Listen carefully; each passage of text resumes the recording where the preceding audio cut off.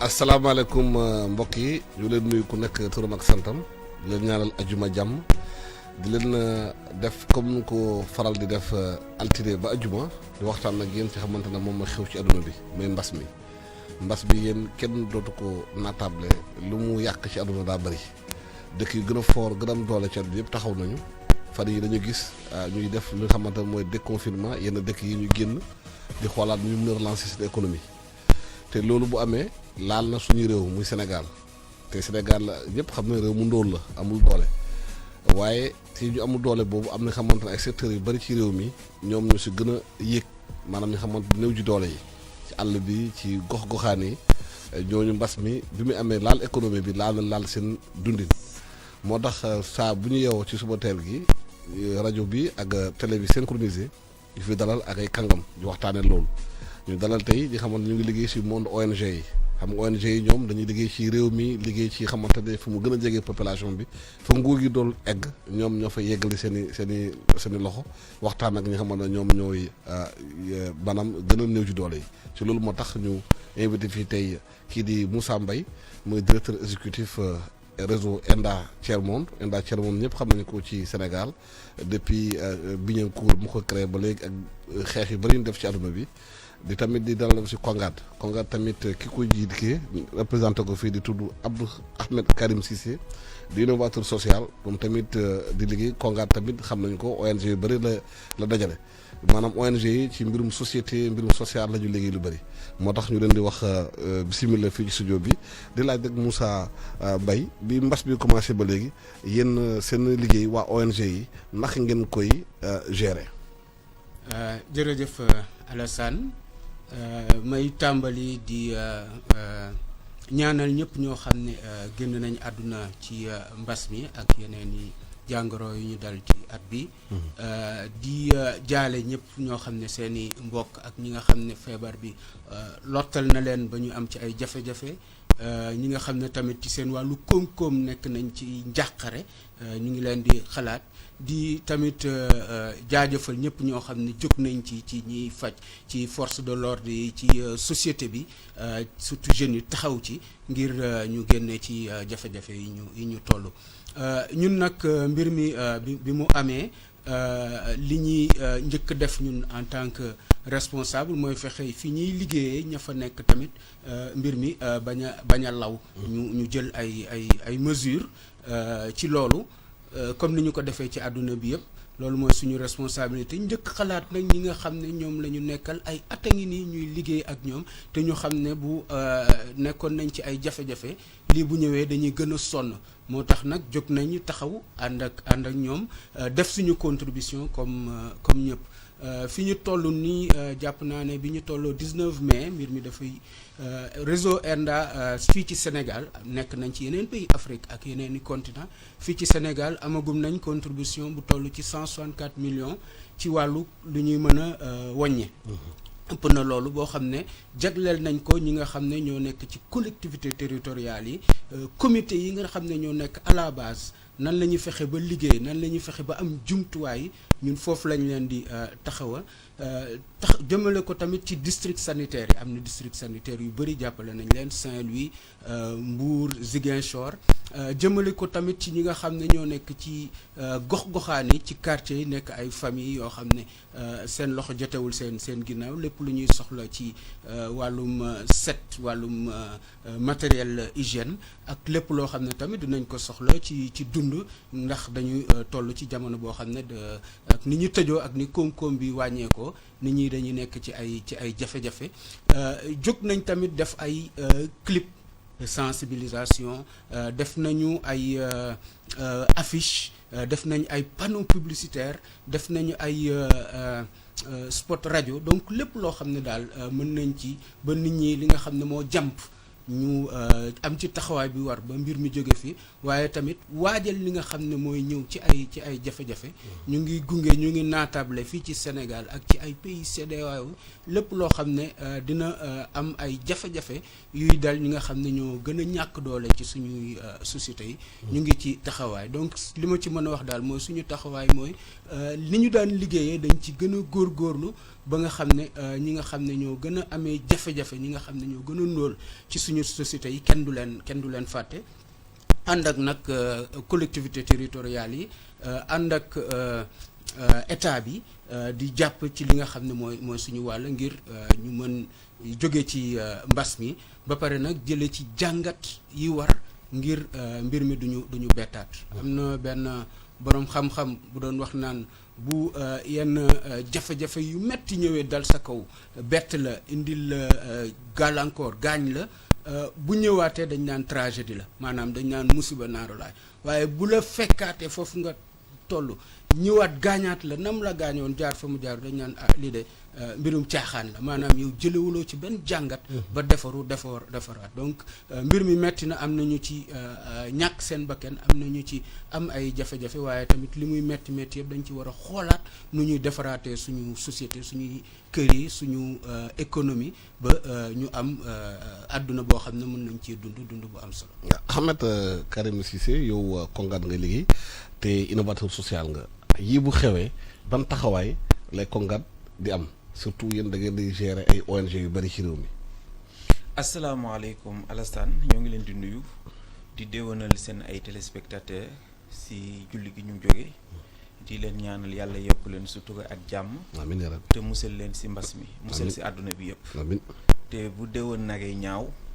yan mel na beneen yan na nekk daal déwén bu gën neex bu ren bi daal. incha allah amiin yaa rabbi amiin ndax kenn mënul wax bu déwén nagay ñaaw yan na mel na 2020 bi. si gàttal. Kongat dafa nekk benn bànqaas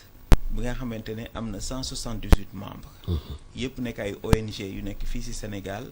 at yu nekk international mooy ñuy wax ONG étrangère. si loolu bi mbas mi ñëwee taxaw ONG yëpp dañu jóg ku nekk ci sa domaine nga xamante ni ñoom ñëpp dañu doon intervenir dans le domaine communautaire ñu taxaw ci wàllu sensibilisation bi. taxaw ci wàllu appui au district sanitaire taxaw ci wàllu accompagnement itam psychosocial donc yooyu ñetti pàcc ñoo doon éléments yi gën majeur yi nga xamante ni ci la ONG yi doon yëngu. mais loolu rekk doyul au niveau du Kongat parce que comme ñëpp la situation bi bett dañu développer ci saa si benn dispositif pour mën di def ay conférences à distance. Développer ay dispositifs aussi pour di mën def ay échanges en utilisant les réseaux sociaux ay WhatsApp ak système visioconférence yi si noonu aussi ñu gis ni problème bi fi mu àgg il fallait que ñu mettre en place benn comité de riposte sanitaire ñu créé dans un premier temps ak ONG yi nga xamante ni dañu doon liggéey généralement si lépp lu jëm si mbiru santé ñu taxaw ñoom pour jàppale ministère de la santé ak état Sénégal ci démarche bi ñu dawalee ñetti fan ñeent ñu gis ni problèmes sociaux yi jafe-jafe yi nit ñi nag am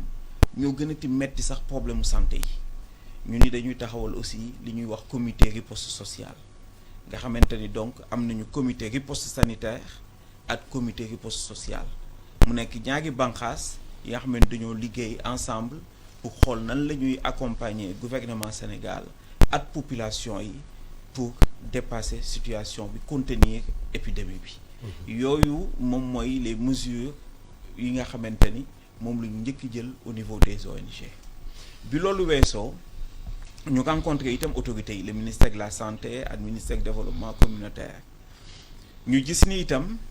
ONG yi généralement dañu daan di intervenir de façon disparate ñu ni cette fois-ci pour éviter loolu nañu tàmbali dès le début ñu mettre en place benn système d'information waxtu bi ñu taxaw ni di wax mën nañ la wax ONG bu nekk lan lay liggéey ci Sénégal Louga yan ONG ñoo fa def yan intervention Kaolack yan ONG ñoo fa nekk di liggéey Casamance yan ONG ñoo fa liggéey at lan lañ fa def ñi joxe détergent ñi def sensibilisation ñu joxe essence lépp fi mu nekk nii xam nañ ko donc am nañu une cartographie de l'intervention des ONG loolu bokkul dara ak comptes nationaux yi parce que bu ñu demee ba pandémie bi jeex état Sénégal dafay demander des comptes nationaux xool ONG itam lan mooy seen contribution ci mbas mi bi mu taxawee ci Sénégal donc loolu itam ñoo ngi koy waajal mais déjà fi ñu toll nii am nañu cartographie bi nga xamante ni daf ñuy wan dëkk bu nekk région bu nekk département bu nekk lan la fa ONG yi def bi mbas mi tàmbalee ba tey chaque jour nag bu amee ku bees lu nga xamante ne lu mu fa def mën na ñëw ñu yokk ko si donc fi mu toll nii si doxalin boobu la ñu nekk di accompagner population yi district de santé yi ak gouvernement bi si politique am. bu feebar bu mel ni ñëwee bett ñu bëri fekkoon na d'abord ñu xamante ne ñu ngi nekkoon ci ndóol am jafe-jafe te ñu xayma bi ñu def ci àdduna bi ne nañu xëy na 23 millions de personnes daañu perte seen liggéey te ñi xam ne amuñu sax liggéey di góorgóorlu ñoom la gën a di feebar xëy di jàpp te yéen da ngeen nekk ci terrain bi di liggéey ak ñoom jour au jour ban maanaam xel ngeen di jox population ak si lan ngeen di liggéey ak ñoom pour ñu mën a résister ci jafe-jafe yi. dafa am ñaari mbir xëj na bu ñu liberté li ñuy njëkk mën a def mooy ñu fexe ba am résilience maanaam li nga xam ne dal nañu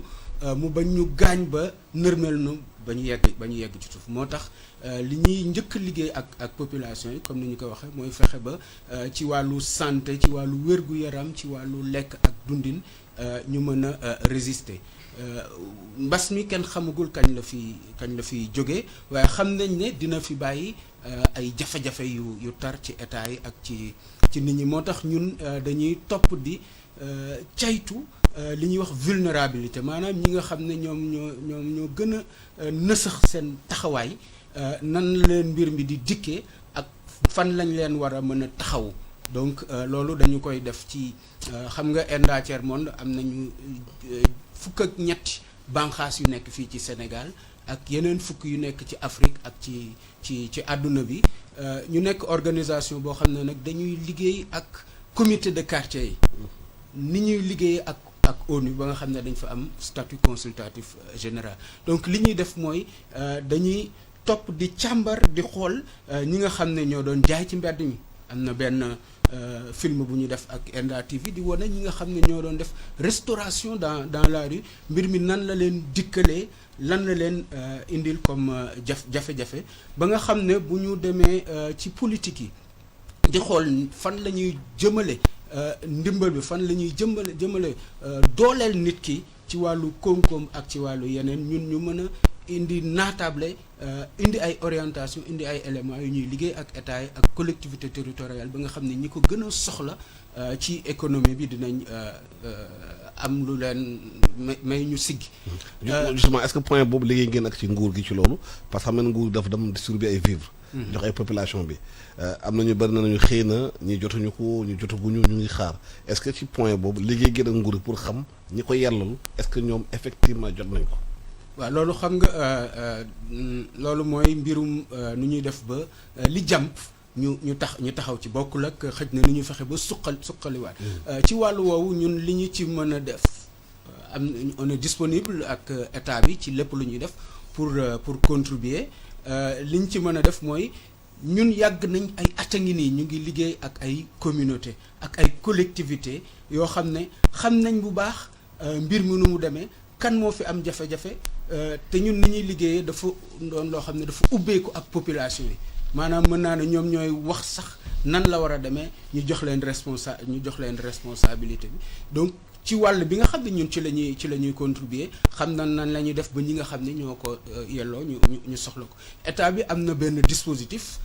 bu mu taxawal ak ñu ci responsabiliser je crois que ñëpp a ngi ci contribuer ci collectivité territoriale yi ñoo xam ne ubbil nañ leen ko donc ñun li ñu mën def mooy peut-être apporter ay complément ak suñu ko laajee suñu xel ak suñu xalaat ci nan la ñu war a mën a def ngir aide boobu ndimbal boobu yegg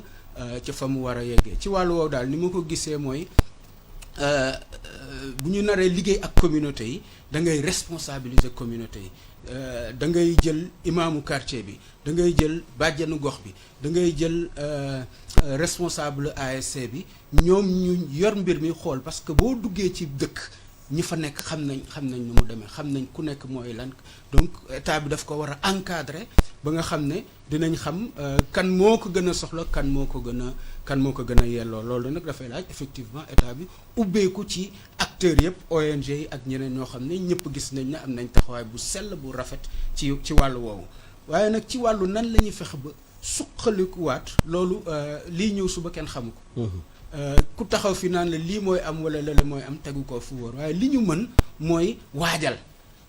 ci nan moo mën a am ay scénario maanaam li tubaab di wax scénario c'est-à-dire nan la ñuy fexe ba bu lii dikkee du ñu bett ak lii fi am nii fan la ñu nar a jëmee loolu ñu ngi koy liggéey ak population yi li ma la doon wax mooy ñu natt d'abord mbir mi fan la leen amee jafe-jafe fan la leen gaañee ba mën a xool ak ñoom ay yoon ay bunt yoo xam ne ñoom ñooy tegu seen yoon ñu jàppale leen gunge leen du tere tamit dinañ ci jële ay jàngat jële ci ay firnde yoo xam ne dinañ ko jox liggéey ak suñu partenaires yi dinañ ko jox état bi ba nga xam ne bu ñu waree suqali suñu koom-koom xam nañ fan lañ koy teg suñu réew yi xam nga ne boo jëlee téeméer juróom-ñett fukk yi ñu ngi ci li ñuy wax ñun ENDA économie populaire sociale et solidaire. Donc ñooñu am na taxawaay bu ñu am na ñu ñuy liggéeyee noo xam ne il faut nga xool ci yan fan ngay jaar pour jàppale leen waaye bu ñuy wax koom-koom ci Sénégal bu ñuy wax créer ay emploi li ci ëpp ci secteur économie boobu ni ñu di wooyee informel ñun on préfère parler économie populaire sociale et solidaire. Kon muy ñoo xam ne dañu nekk ay artisans ñoo xam ne dañu nekk ay pêcheurs artisanaux nekk ay baykat yoo xam ne ENDA yàgg na di leen di gunge ngir ñu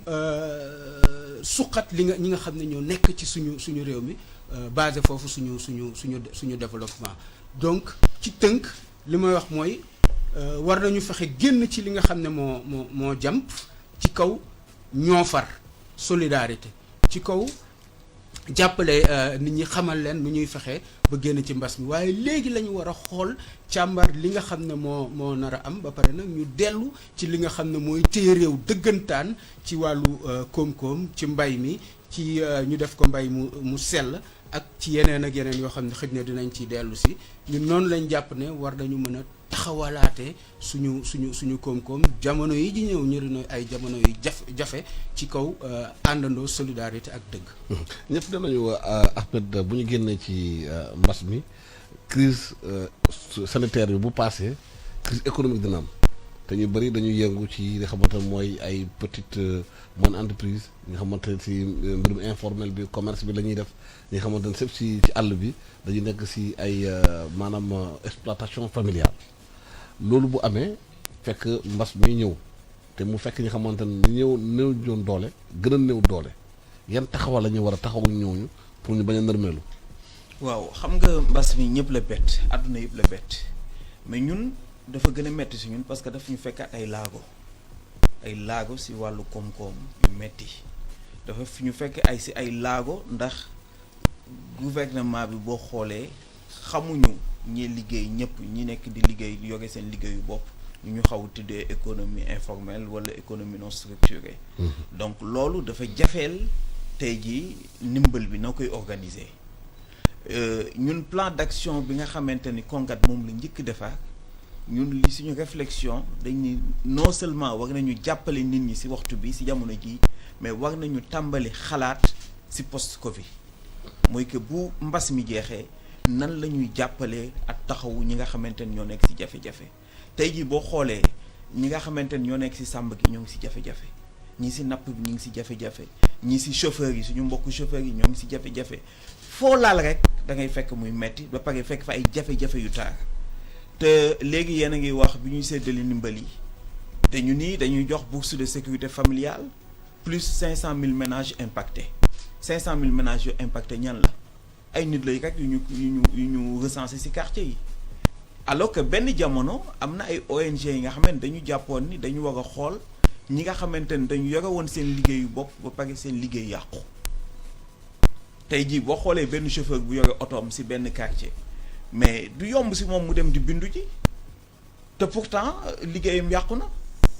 te au début dañu yaakaaroon ne affaire bi ñetti fan la wala ñaari semaine léegi mi ngi nekk ci 2 mois jëm 3 mois donc ñooñu seen liggéey dafa yàqu tey jii nag réflexion bi ci li mu war a gën a jëm mooy li ñuy wax protection sociale mooy ñu waajal nit ñi ñëpp ñi nga xam ne dañu yore seen liggéey yu ndaw ak seen liggéeyu bopp ñu waajal leen ñu identifier leen ba nga xamante ni bu lii amaataat ñëwaatee si àdduna dañu mën a xam fu ñu leen di jàppalee. dañ leen mën déjà ñu identifier leen ba pare ñoom fekk am nañu sax ay système de retraite wala am système de prise en charge sociale xam nga loolu yëpp dafay yombal liggéey bi mais tey jii bu fekkente ni da nga war a dimbali ay nit ñi nga xam ne yow déjà identifier leen rek difficulté la parce que boo déggee coow li même sur le registre national unique am nañu dingat yu si am même bu dee 2% 1% yàlla moo xam mais même autorité gouvernementale yi nangu nañu ni c'est pas fiable à 100%. mais justement est-ce que ci liggéey boobu nguur gi lëkkaloo ak yéen nekk ci terrain bi xam ñi xamante ne ñoom ñoo am jafe-jafe liggéey gi leen ak seen registre ngir mun a xàmmee ñu ko yellool ak ñu ko yelloolul. boo bëggee dégg-dégg waa Kongat dañu yàgg nañu liggéey ak gouvernement bi mais dafa fekk tey jii dañu nekk ci état d'urgence ak couvre-feu te état d'urgence c'est une situation exceptionnelle. bi nga xam ne dañ ko encadré loi bee ko encadré préfet bi la autorité administrative ak police donc si début couvre-feu bi ak état d'urgence bi muy soogay tàmbali ONG yi boolewuñu leen woon ni ñu leen waroon boole si liggéey bi loolu moom moo am. léegi nag changé na actuellement depuis peut-être 2 semaines la commencé am ay amélioration significative te amélioration yooyu c'est disparate. da ngay dem si yenn région yi démb ñun waxante nañu ak yenn responsable régional yi mais boo leen laajee ñenn ñi dañ lay wax ni la fii autorités yi jël nañ ñu woo nañu ñoo laaj yenn région yi loolu des na tey jii boo xoolee si Sénégal yëpp loolu moo am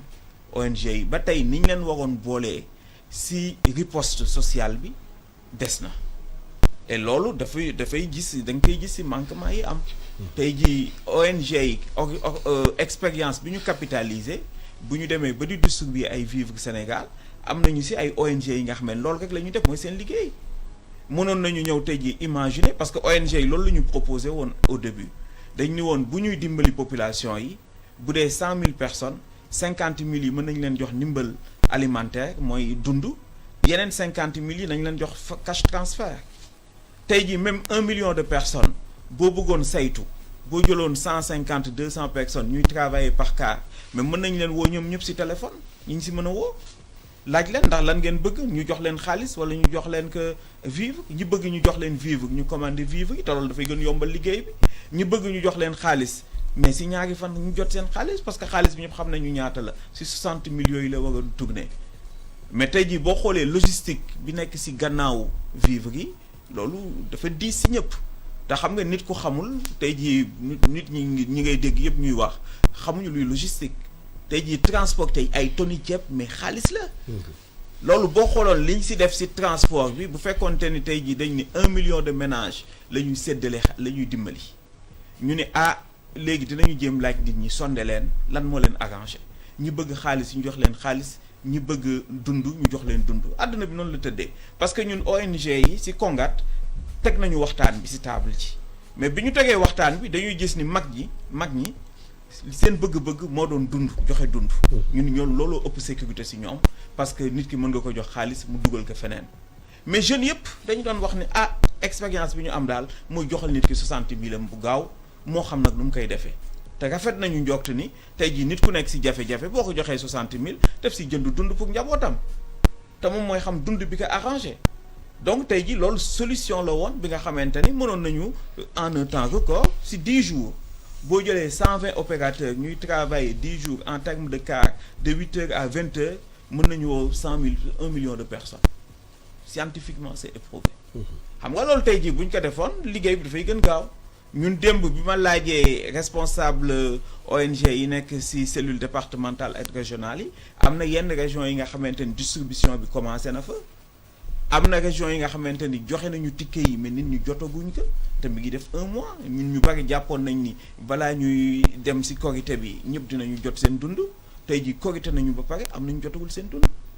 te loolu yëpp problème logistique moo ko indi parce que jëlee ceeb bi Dakar yóbbu ko ci région yi après boo ko yóbboo ci région yi nit ñi demaat jëli ko mënoon nañu wàññi ba nga xamante ni couper la poire en deux comme ni ko tubaab yi di waxee ñi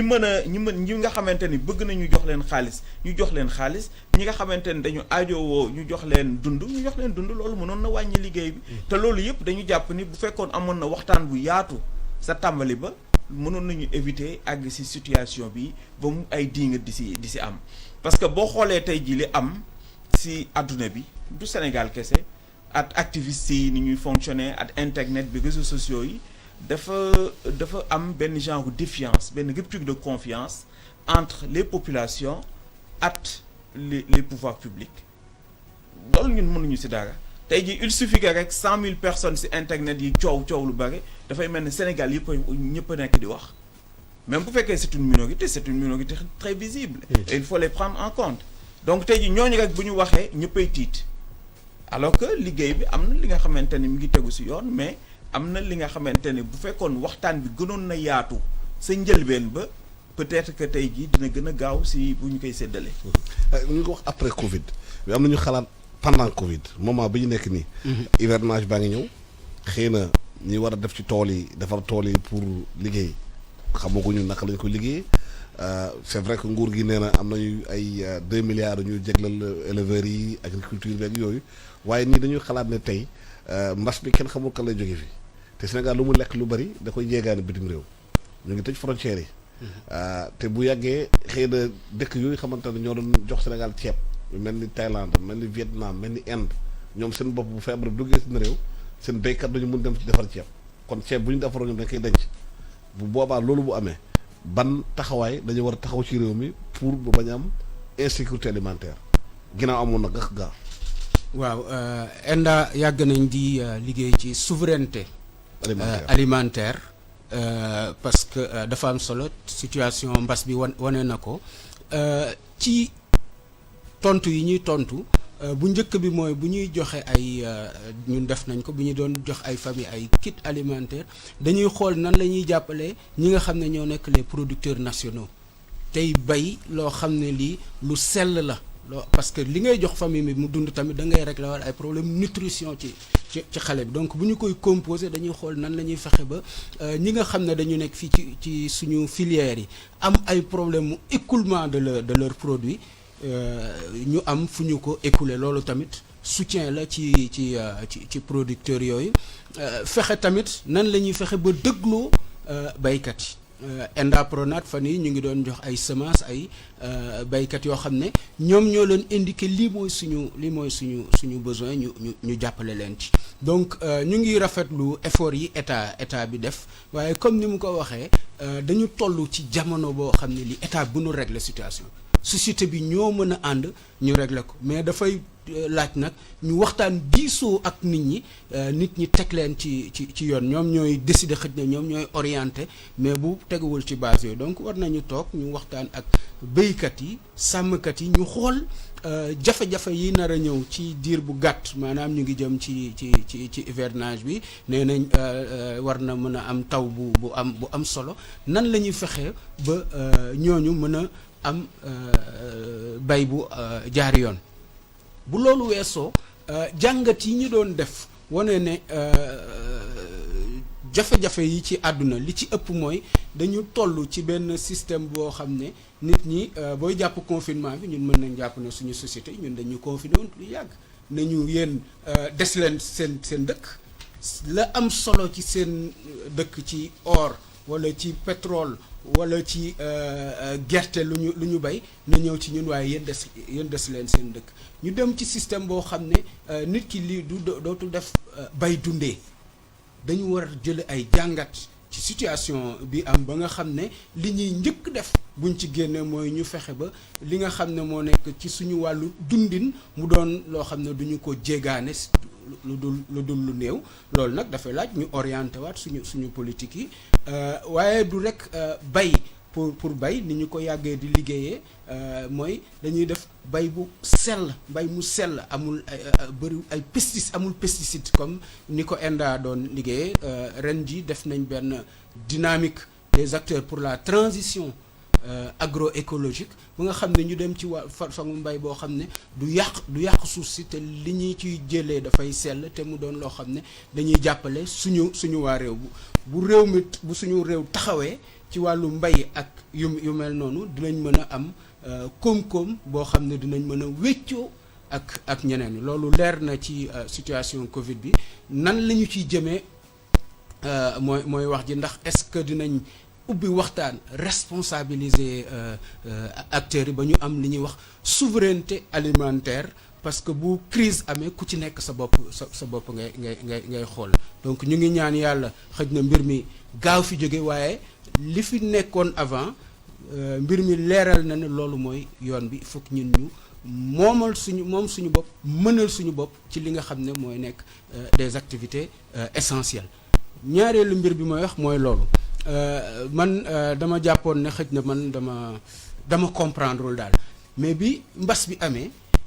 ñi nga xam ne ñoo nekkoon di ŋànk mbir yi ñoom ñëpp dañuy wax nañu tëj lépp ba mu def les activités essentielles ñi ñuy wax am na ay travailleurs essentiels maanaam nit ñi dañu jàppoon ne daal investir ci wàllu santé investir ci éducation investir ci mbay mi agriculture ak yooyu loolu yoru ko dañuy defar ay infrastructure modernisée mais ba ñu demee ba am jafe-jafe yi ba ñu ne dañuy tëj lépp nee nañ déet lii kenn war ko tëj donc jàngat yi ñu ci war a jëlee mooy xam nañ ne ndekete yoo am na loo xam ne lii c'est essentiel xam nañ ne nit ki boo dul produire li ngay dundee sa taxawaay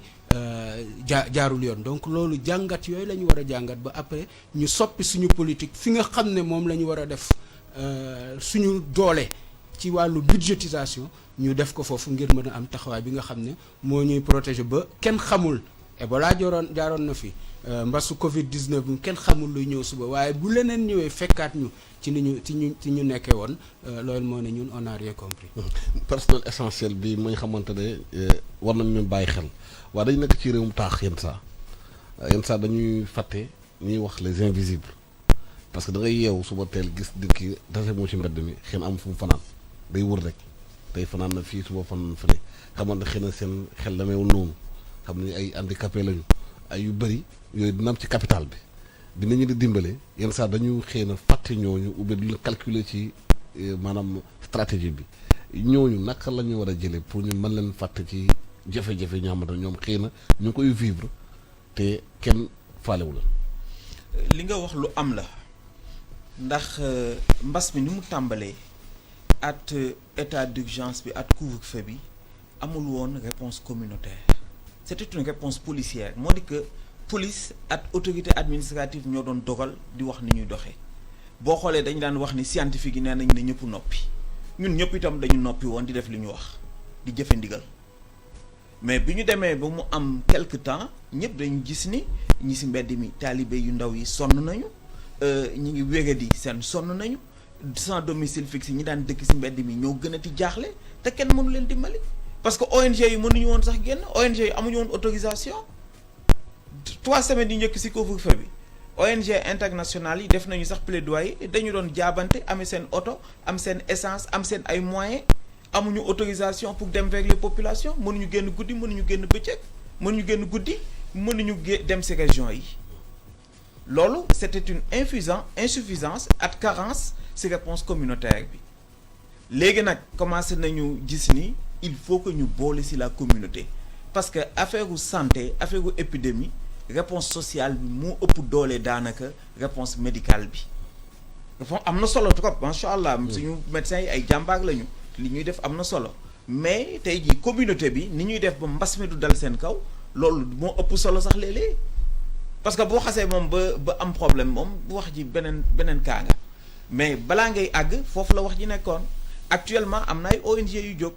am na semaine bee passé gis naa benn ONG bu ñu envoyé ay documents bu nga xam ne dem na dimbali taalibe yi am na beneen ONG bu dem nekk di jàppale les sans domicile bi am na tey jii une nouvelle dynamique mais c'est yii yëpp c'est récent ces semaines yu la am mais depuis le début crise bi dañu toogoon rek di seetaan daanaka ñëpp doon moytu léegi nag ñun dañu jàpp ni dafa bokk ci leçon yi nga xamee ni war nañ koy jàng ci crise bi mooy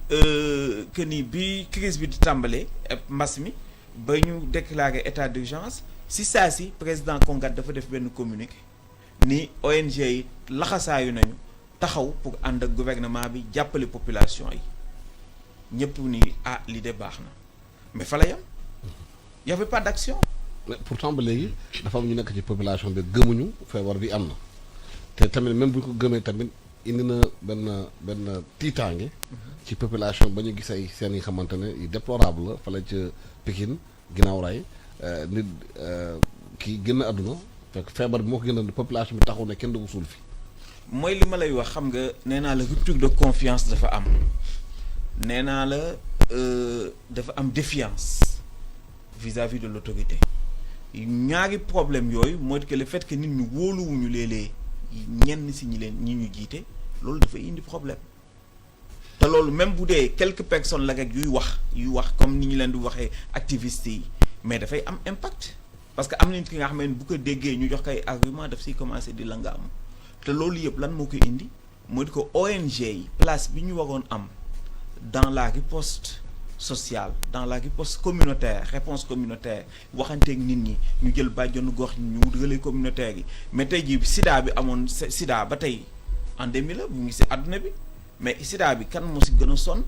am na ay ONG yi nga xam ne si sida rek la ñu liggéey presque pendant 10 ans te ñëpp gis nañu résultat yi tey jii ñooñu expérience bi ñu capitaliser pour wax ak nit ñi wax ju gaaw bu pare bu am impact moo xam si question déni bi la nit ñi wax ni feebar bi amul at ñi nga xamante ni dañu nekk si ay théories complotistes mais loolu yëpp c'est une question bi nga xam ne ONG yi dañ si am xam-xam xam nga ingénierie sociale bi ONG yi am bu problème yu mel nii amee état bi moo leen war a woo boole leen man de lii laa leen sant docteur yi nañ leen sant ñu faj yéen waxante leen ak population bi ñun proposé woon nañu si début mbas mi ni nañu jël ay taxi wala taxi haut-parleur wala ay oto ñu dugg si quartier yi di wax ak nit ñi loolu tey ji lu waroon mën nekk la au lieu que ñuy jabal ay policiers ñuy dàqe nit ñi di leen dóor mais mënoon nañu yebal bu timis jotee couvre-feu bi door ñu wut ay oto yëpp si haut-parleur ñetti nit nekk si ñuy wër quartier yi leen wax ni li seen jàmm la toog leen seen kër dañ leen di bëggal jàmm rek lañ leen bëggal xamuñu africain amaguñu médicament pour faj ci lii loolu yëpp mën a bu ñu ko waxoon nit ñi dañu am beneen perception mais benn jamono réponse policière bi dafa ëppoon doole nite gi parce que itam ay nit bu ñu àndee ba mbas mu mel ni dal seen kaw dañu war a gën nite mais bu fekkente ni nitewuñu nit ñi dañu tiit rek tiitaange rek moo fi nekkoon tiitaange moom mooy li amoon Sénégal léegi nii depuis quelque temps parce que ministre développement communautaire dafa ni woon moom dina jox instruction gouverneur yi pour ñu boole ONG yi si lépp lu ñuy def. est-ce que loolu am na mbaa amagul. commencé na am parce que loolu si deuxième semaine Ramadan bi la donc yàggul ça fait juste 2 semaines donc am na zone yi nga xamante ni nee nañu commencé nañ leen di leen gën boole am na ay zones yi nga xam ne ba tey des na man démb bi ma waxtaanee ak yenn ONG yi laata ma ñëw fi information yooyu lañ ma jox. am na zone yi nga xamante tane na am na zone yi nga xamante ni ba tey amaguñu satisfaction. bu ñu nekkee ci mbirum santé bi population di bëgg bu ñu suul nit. parce que feebar bi moo ko dal loolu dafa xaw a garaaw ci réew mi. naka la ñuy war a def pour population bi bañ a di def loolu nga xamante ne ñoom yàlla moo leen yóbbee ci loolu. waaw loolu lu am solo la. te je crois li ñu doon discuter léegi am na ci wàll ma bëggoon ci dellu si ci li Cissé wax ñun loolu lañ jàpp ne il faut que ñu accompagner les réponses communautaires mais réponse communautaire yooyu moom dafa mës a am depuis le début xëj na dañu ko intégré wul ci stratégie état bi mais man foofu dama fay bëgg ci taxawaayu Sénégal notamment jeunes yi dama nekk par exemple di jiite association des éclaireurs du Sénégal ay 1500 jeunes volontaires ñooy nekk sur le terrain di def liggéey bi te laaju ñu ci dara boo duggee ci quartier yi ñi doon def graffiti da ngay gis ñu def ay image donc fépp ci société bi ñoo xam ne ñi seen xel dafa màcc ci wàllum technologie gis nga leen ñu ne dañuy créer ay appareils yoo xam ne war nañ ci mën a raxasu te doo laal mbir mi donc fu nekk loolu mooy réponse communautaire te fépp la am ci Sénégal nit ñi jóg nañ ci wàllu woowu man jàpp naa ne mbas mi li muy metti nekkoon na benn moment boo xam ne presque moment de refondation nationale parce que état bi mënoon na fi jaar am légitimité bu ko manqué woon am na benn moment li état bi wax def leen ñëpp ànd nañ def ci wàllum xam-xam suñu médecins yi ñëpp a ngi leen di dégloo ñuy waaye dañu dem ba benn moment li nga xam ne moo ko waroon nekk suuxat muy ñu waxtaan ak waa dëkk bi yëpp ñi nga xam ne dañuy jàpp ne feebar bi amul ka war a wax ak ñoom moo waxul ak ñoom. loolu moom donc dañu waroon accompagner les réponses communautaires et elles sont nombreuses mënuma ko citer ci quartier yëpp nag nit ñi jóg nañ def seeni communauté waaye loolu dañ ko dooleelul nekk def ko au centre de la stratégie loolu moo doon gën a tax mbir mi gaaw fi jóge ñaareel bi man fan yi génnewoon naa ci benn këyit Cissé wax na ko stratégie bi dañu ko wekk ci tiit ak tiitalaate loolu nag xalaat bi ñu ci am mooy man jàppoon naa ne am na yenn mbir du gaaw a am Sénégal rapidement nit ñëpp commencé di raxasu di ut cet nit ñi di respecter du am surcharge ci transport bi ñëpp jaar yoon mais mu ngi wekku ci lan ci ragal dañu ragal dee ragal dee boobu xëj na doon na benn accélérateur ci soppi pratique yi mais booy communiquer ci loolu ñu déshumaniser nit ñi. bu yeggee dootuñu ragal dee. li ma doon bind mooy nit ñi dañu leen wax cas dootuñu wax nit ki xoolatuñu nit ki dañ naan rek yow cas nga ñuy wax suspect dañuy traquer ba nga xam ne nit ñi ci seen ni ñu jàppee mbas bi dañuy jàpp ne feebar bu bon la boo xam ne nit ki yow boo ko walee presque yow boo ko amee tu es un pestiféré donc ki ko am da kay làq. alors que virus la. comme virus bi am grippe man bu dama yow wàll nga ma sa grippe bi de ci kër gi dañ ko daan waxante waaye léegi dañuy jàpp ne loolu c'est presque un crime donc noonu ñu communiquer stratégie boobu ñu jël tax na xëj na yenn gestes yi nit ñi gaaw nañ ko jël waaye tax na tamit tiitaange bi ak jàqare bi indi na benn imaginaire ci nit ñi ba nga xam ne dañ koy ëppal dafay ëppal donc tiitaange boobu mooy tax nag. te yaakaar nga il faut ñu changer stratégie bi. waaw nit ñi dañuy jàpp ne buñ fi naree suul néew sax am na lu mu leen di indil te loolu wekkuñu ko ci xam-xam. mais dañu àndul ak teey bi war expliquer nit ñi surtout jaaree ko ci gox-goxaan yi ña fa am baat mun na doon pour jeunes yi kii nga xam ne mooy diriger groupe de rap bi imam bi. chef ou délégué de quartier bi sëriñ bi nekk foofu ñoom ñoo war a wax ak ñenn ñi parce que du kàddu état bi du kàddu médecin bi xëj na ñooñu mooy tax ñoom ñu mën a dégg kii war a wax ak ñoom waxul ak ñoom donc jafe-jafe yooyu ñu am ci stratégie bi xëj na nag yombul. ndax mbir mi daf ñu bett waaye loolu daal jàpp naa ne moo gën a indi ay erreur ci. li nga xam ne li ñuy wax naan transmission communautaire loolu tamit dañ ko jël def ko. comme si ki nga xam ne cas contact la moom daal y a pas de problème ki nga xam ne cas communautaire c'est lui le problème. donc kenn teyu ko am feebar bi donc dal bi ñu waroon dal foofu doon na wàññi ay boo décompté doon na wàññi ay ni ñuy considérer am na ñoo xam ne sax feebar nañ ba wér waaye fa ñu dëkkoon. ña fa luyoon ne leen doo leen fi ñëwaat donc am na benn ëppal boo xam ne ëppal nañ ko ci ni ñu ko jàppee ba tax na nit ñi ànduñu ci ak dal boolewuñu ci ñi nga xam ne ñoo am baat ci gox-goxaan yi ñu xoolaat suñu taxawaay ci mbir moomu moo tax nag dafay jafe état bi mën a gérer loolu dafay déborder de tout côté donc war nañ dellu siwaat ci nan la ñuy communiquer ak société bi ci loolu xam ne c'est un problème sérieux waaye xam ne tamit luy dal nit la war nañu nangu dogal boobu xool nan la ñuy def ak feebar bi ba mu génn ci ñu leen di fàttali la ngi suivre iRadio ak ITV suñu matinal ñu dalal Moussa Mbaye du secrétaire exécutif bu ENDA Thierno réseau ENDA ak tamit Ahmed Karim Cissé di liggéey Kongat nekk innovateur social ñu dem Kolda jël suñuy casque suñu correspondant bi nekk foofu ca Kolda kii di maanaam Seydou Diatta wax ñu ONG yi ci terrain bi foofu Kolda bi mbas mi amee ba léegi nee nañu Kolda nekk na ci région yi gën a néew doole ci Sénégal te maanaam ñàkk bi bari na foofu ban taxawaay la ONG am foofu Seydou Diatta. Alassane maa ngi lay nuyu di nuyu monsieur Cissé ak monsieur Ndiaye di rafetlu tamit teewaayu auditeurs yi.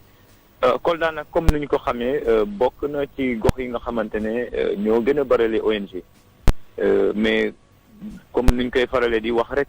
bari waay ONG yooyu nag yàgg na traîner benn paradoxe parce que boo xoolee sur le terrain lu ci ëpp population yi duñ ko sentir te boobu balaa mbas mi nag nit ñi daan nañu ŋàññi ne souvent ONG yi bu ñu ñëwee généralement ñoom étude du milieu bi la ñuy def milieu bi nag askan wi jàpp ne caractéristique nu mu tuddati wala bu fekkee dañuy yëngu ci wàllu pauvreté yi dañuy xool incidence de pauvreté sur les ménages ak yeneen mais am na yenn aspect yoo xamante ne duñ ko jël en compte maanaam réalité socioculturelle gox bi du coup investissement bu ñu koy defee rek souvent nit ñi duñ ko sentir parce que peut-être dañuy élaborer seen plan d'intervention bi wala dañuy cibler seen domaine d'intervention fekk lu si ëpp dañ ci boole en amont askan wi donc du coup dañuy ñëw imposer li nga xamante ne moom voie boobu la ñuy tracé par le bailleur bi mais askan bi nga xamante ne mooy cible bi souvent kooku du ci bokk du coup résultat yi dafay annulé boo jëlee ci contexte mbas mi contrairement ak lu ñuy remarqué woon par rapport période Ebola on avait vraiment senti les ONG sur le terrain dañuy impliqué wu bu baax a baax xëy na bi lu ko firndeel et lu ko waral mooy peut-être restriction déplacement yi ak ni mu éviter ni ñuy éviter peut-être regroupement yi xëy na loolu tax sentir mais néanmoins am na quelques ONG yoo xamante ne ñu ngi leen di sentir ci terrain mais surtout ñi nga xamante ne dañuy intervenir dans le cadre de la protection des enfants ñooñu nag ñu ngi def li ñu mën par exemple boo jëlee SOS village d'enfants xam nga contrairement ci yeneen régions yi ñoom fii amuñu village d'enfants spécifiquement mais fii dañuy intervenir en laissant l'enfant ci cellule familiale am donc ñoom famille yooyu la ñuy cibler di leen accompagner ci dispositif sanitaire ak yeneen nga jël yeneen ONG yi nga xamante ne par exemple nu ma tuddati l'UNICEF nga xamante ne yàggul sax dafa appuyer centre yi nga xamante ñooy accueillir parce que commencé nañu processus de rapatriement ou bien de retour des enfants talibés ak yeneen yooyu mais fii am na benn centre boo xamante ne mooy centre d'accueil te ONG La Lumière géré ko ñu ngi travailler en étroite collaboration te boo jëlee tamit milieu yi nga xamante dañuy regrouper xale yi ba tey comme le centre conseil ado CCA ñooñu am nañu tamit ndimbal GIZ ñi nga xamante mais à part loolu doo sentir yeneen ONG yi ci yeneen domaine alors que problème yi askan yi dañoo ne nekkul rek réponse bi nekkul rek sanitaire réponse bi dafa sociale réponse bi dafa nekk tamit ci yeneen dimension te nit ñi des fois dañ ko soxla tey mun nga jox nit ki détergent jox ko saabu jox ko kii peut-être am na problème lekk peut-être am na problème yeneen problème yoo xamante ne ça n'a rien à voir ci aspect hygiénique ak yeneen yooyu mais généralement dañu laaj askan yi loolu la ñëpp di ñaawlu fii nit ki dafay ñëw rek lu mu xalaat rek par rapport ci jëfinam loolu lay ñëw imposer te beneen bi encore ñu gis ni lu ci ëpp ONG yi dañuy manquer d'harmonisation dans les interventions xëy na bu ñu bokkee zone kii nu mu tuddati mun nañu bañ a bokk cible mais bu ñu bokkee zone xëy na ñu harmoniser seen intervention dans la même zone du coup il y a des doublons da ngay fekk benn village nga fekk 3 ONG di fa intervenir alors que à 5 kilomètres de là ñooñu même benn puits moderne sax mësuñu ko bénéficier de la part des ONG mu nekk benn ay disparités yoo xamante ne dafay créer benn déséquilibre pourtant ñu ne la dans la région il y a beaucoup d'ONG mais da ngay fekk village yu bëri ñoo xamante ne mësuñu bénéficier parce que quelque part ONG yi dañoo jàpp ne amuñu benn cadre d'harmonisation des interventions loolu bokk na ci li nga xamante ne dafa nekk jafe-jafe ci douane bi Alassane bu fekkente ne amoo yeneen question xëy na loolu la ñu mën a jàpp ci tënk rek par rapport te ren taxawaay ONG. jërëjëf Seydou Diatta dégg nga Seydou Diatta bi mu wax ci terrain bi maanaam harmonisation action yi ci terrain bi xëy na yenn saa ONG yu bëri mën nañ intervenir ci même secteur dans un même village xëy na. waaw déjà maa ngi koy remercier si témoignage am man dama bëgg rek attirer son attention que cette semaine-là je crois à Sédhiou avec le forum civil le forum social sénégalais avec l'appui de OSIWA et Kongat la riposte Covid Kongat defal nañu appui au niveau du district sanitaire de Sédhiou jox nañ leen équipement yu ñu soxla woon te yooyu yëpp amu fa woon parce que bi ñu defee recensement ñun avant ñu def suñu ay appui dañu xool yan centre de santé ñoo amoon ay insuffisance ñoo amoon yu leen manqué bi ñu waxee ñu ni Sédhiou boobu bokkoon na si ñun ñu jox ka léegi nag problème mu disparité boobu loolu que ce soit gouvernement bi c'est un problème très complexe li indi ñun ñu def cartographie c'est pour éviter loolu wàññi ka ñoo ngi def lu ñu mën pour wàññi ka mais dafa bare ay intervention xam nga bu ñu nee intervention ONG tey jii ONG yu mag yi nga xamee ne elles sont bien structurées mais balaa ñuy li ñuy def premièrement moom mooy laaj askan gi lan muy seen besoin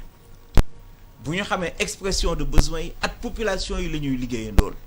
léegi nag am na yeneen petite association yi ñëw xam nga benn association bu am petit quelques moyens mën na ñëw def benn action bu bien bu spectaculaire doo xam sax fu mu jëlee moyen mais c'est bien pour la communauté ñun du ñu mën ñëw rek ni leen jóge leen fii wala li ngeen di def baaxul dañu jàpp ni c'est bien pour la communauté même s'il y a par ailleurs un manque d'organisation. waaw loolu surtout est-ce que laaju organisation. loolu nag xam nga tey jii Kongat par exemple ay membres la mën gérer. mais tey jii bu tey jii Kongat ñëwoon nii man lii laa bëgg def Sédhiou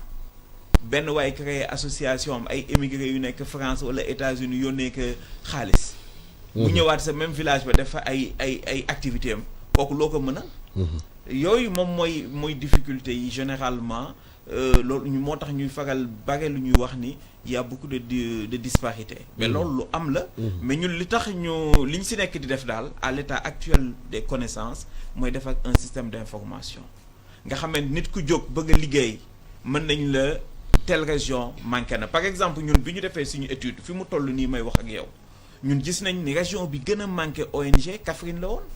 tey ji ñun loolu xam nañ ko parce que ONG yëpp bi ñu leen demandé wax leen lan ngeen def si Covid bi mais ñoom ñëpp bi ñu joxee ñun Kaffrine la ñu gis ni moo gënoon néew intervention. lu tax loolu. loolu dinañ ko saytu loolu yëpp dafay laaj ñu saytu ko ba xam lan moo tax mu am benn carence wala lan moo tax ONG yi barewuñu intervention au niveau de la région de Kaffrine. parce que dafay feeñ nañ parce que ay graphique la moom ajoowul comme xam-xam bu bare boo janoog nii jàkk da ngay gis résultats yi bu ñu la ko wanoon léegi c'est en ligne information yooyu bu ñu la ko wanoon léegi da ngay gis régions yi nga xamante ni y a beaucoup d'intervenants ak régions yi nga xamante qui n'ont pas eu beaucoup d'intervenants. est-ce que correction bi am na ci loolu. par rapport pour l'instant amagul parce que xam nga ONG itam dañu am ay moyens limités am itam ay plans d'action. donc loolu yëpp da nga koy jël en compte. xam nga en matière d'intervention des ONG itam dafa am benn genre diplomatie xam nga tey jii collectivité locale bi ak association yi nekk ci gox bi naka la ñu gën a amee diplomatie di waxante di wax seen ay problèmes di échanger di leen exposer dafay attirer ONG yi yamul at pour organisation zone bi nga xamante ni peut-être y a pas ce dynamisme nit ñi njaxlafuñu wala maa ngi jégalu ci mbokk yi. du question ñàkk mais xam nga léeg-léeg loolu mën na am benn période. mu xaw a am benn relâchement nit ñi xaw wàcc seen loxo mu def un effet mais man dama jàpp ni peut-être ONG yi peut-être dafa tàng wala am na yeneen facteur yu tax gaañu parce que am na zone yu gën tàng foofu yu gën tàng Kaffrine te nga ONG yaa nga fa donc tey jii ñun gis nañu constat boobu mais ba tey amaguñu les réponses et puis apporter guñu les correctifs. Moussa Mbaye ci problème yu mu posé ci Kolda. waaw ci manque d'harmonisation ci intervention ci terrain bi yenn xëy na dëkk bi mun na soxli beneen dëkk soxli kii def lee. waaw ñu ngi koy gërëm ci contribution c'est important pour man mu wax des choses concrètes quoi. à Kolda ndax ne sentirol li peut-être problème information ñun génne nañ fi benn communiqué sur contribution ENDA. bu ma koy xool nii si 81 millions 900 et quelques yi ñuy jox collectivités territoriales yi y a 20 millions sur ay collectivités territoriales Kolda ñu cité leen Sinthiang Koundara Linkering Diaoubé Kabendou Médina Gounass Saare Yuba Baba Gadji Pata Médina ak Dioulakoton ak yeneen mënuma cité yëpp pour wane ne ONG yi ci seen wàll ñu ngi présent sur le terrain ñu ngi liggéey avec les acteurs peut-être publicité bi moo tolluwul foofu ak 25 millions yi ñuy jox ay organisation communautaire de base doon dina jafe trop ñun ñu xëy rek def loolu ndax ENDA par exemple on est là depuis 47 ans organisation boo xam ne li ko tax a juddu mooy ne yoonu koom-koom mënul am ci lu dul nit ki ci boppam ñi nga xam ne ñoom la conseil ñi nga xam ne ñoom ñoo koy mën a taxawal seen bopp ci seen i valeurs culturelles ci seen i réalités locales ñooñu la ñuy dooleel donc ni ñuy defee mooy collectivités territoriales yi ñu soutenir ñu ci bëri par exemple nee nañ AMS ne na ku nekk indi temps ñu jox leen ko. comité local yi nga xam ne ñoom ñoo ko locaux yi nga xam ne ñoo ko mettre en place ñu am problème mu am ay matériel am problème mu transport am problème donc on répond à des besoins exprimés. léegi affaire yi fi mu toll xam nga ENDA ñun dañ doon liggéey ci li ñuy wax des contrats de développement durable au niveau local donc suñuy partenaires population yi ñoom ñoo nekk en des comités ñoom ñoo lay yónnee ci seeni réunion ay WhatsApp. donc da ngay jot directement ñoom de leur part l'expression de leurs besoins ñu senti donc on ne fait que les accompagner mais du ñun ñooy ñëw jox kii wala bañ a jox ko loolu tëb rek def lii donc peut-être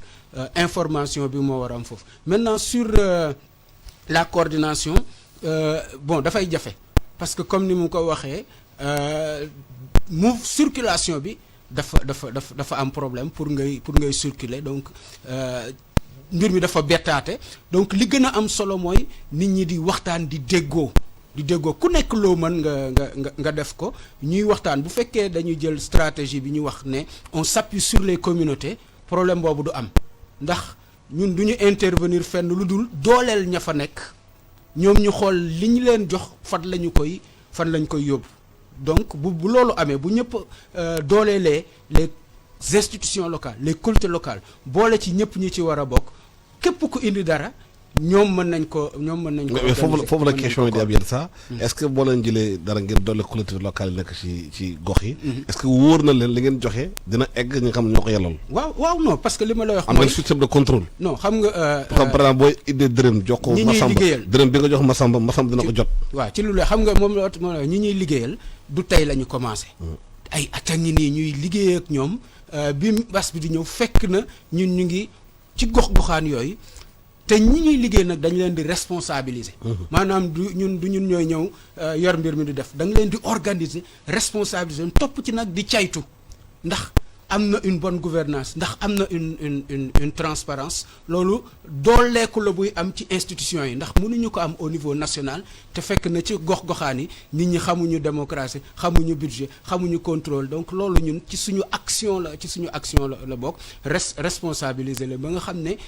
ñi ci gox-goxaan bi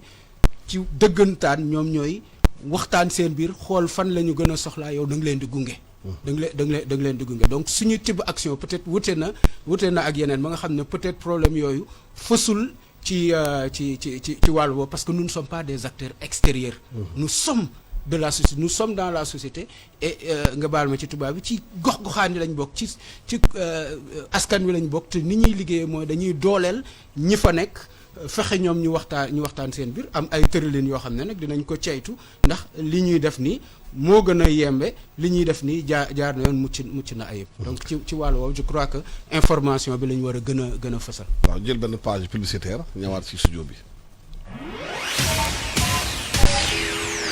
Publicité sur iRadio.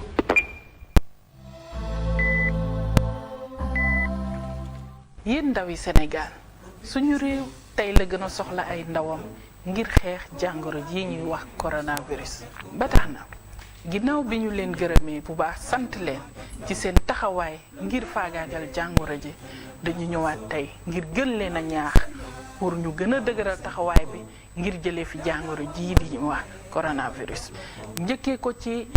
digle yi nga xamante ne kër docteur digle na ko waaye lépp ñu def ko ci yar ak teggin ndax nag coronavirus kat bàyyiwul mag bàyyiwul ndaw nañu respecté waxtu yi nga xamante ne ni moom nañu indi ngir couvre-feu bi respecté solu masque bi waaye itam gàttal suñu tànk ndax bu ñu bëggee dakkal xuus gi nga xamante ni jàngoro bi mu ngi koy xuus bu baax ci askan bi dañoo war a gàttal suñu tànk gàttal suñu dem ak dikk ndax nag jàngoro coronavirus ñun ñoo ko mën a xeexal suñu bopp ndax ñun ñoo ëpp ci askan bi ñun ndaw ñi ñu ngi leen di ñaan ñu respecté li nga xamante ne ni moom la fi autorité yi teg pour faagaagal jàngoro ji ñuy wax coronavirus moo tax ñu ngi leen di ñaan ñu boole xel yi boole xalaat yi ngir faagaagal jàngoroy coronavirus fii ci suñu réew di Sénégal. corona bi na fi yam sama wareef mooy dog buumu corona bi.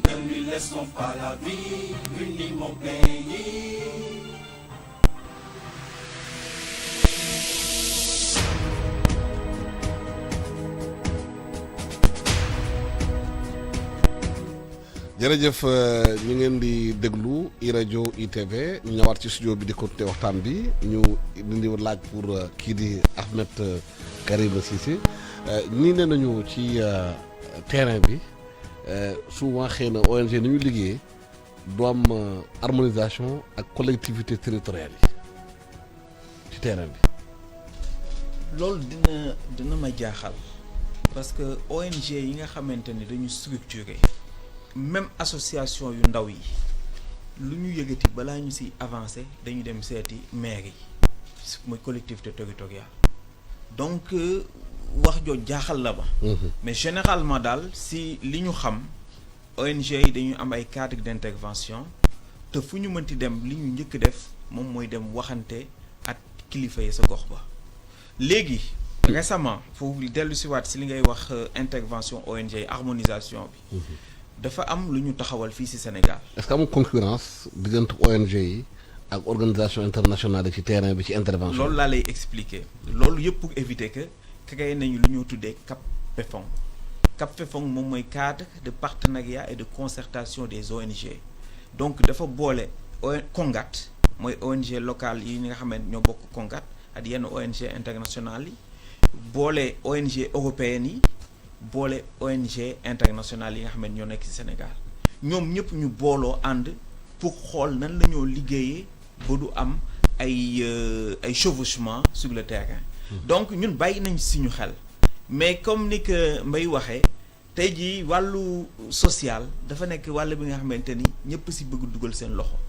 donc ONG yu mag yi yu structuré yi ñoom mën nañu waxtaan ba xam nu ñoo doxalee seen liggéey. tekk ci yoon et puis dafay am ay procédures yu ñu jàll. fu ñu dem dañuy wax ak kilifa yi parce que li ñuy def dafay impacter da ngay considérer la réglementation ONG noonu lay liggéeyee mais par contre benn association bu ndaw mën na am ay moyens yu ëpp doole moyen ONG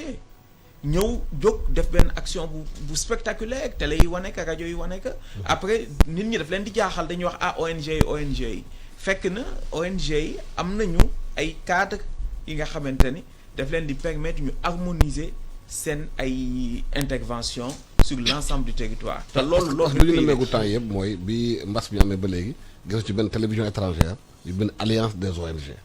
parce que ONG internationales yi ci africain nu leen di gisee mooy bu feebar amee bu dara amee Afrique benn pandémie benn fléau am Afrique dañu rassemblé wu def di wut ay collecte xaalis bu ñu wutee loolu ñëw pour. bëgg a dimbale xëy na africains yi ci yenn jafe-jafe yi waaye nañu gisee wuñ ko maanaam dimbal bi nga xamante ne dimbalu ngir yàlla dafa am lu làqu ci ginnaaw.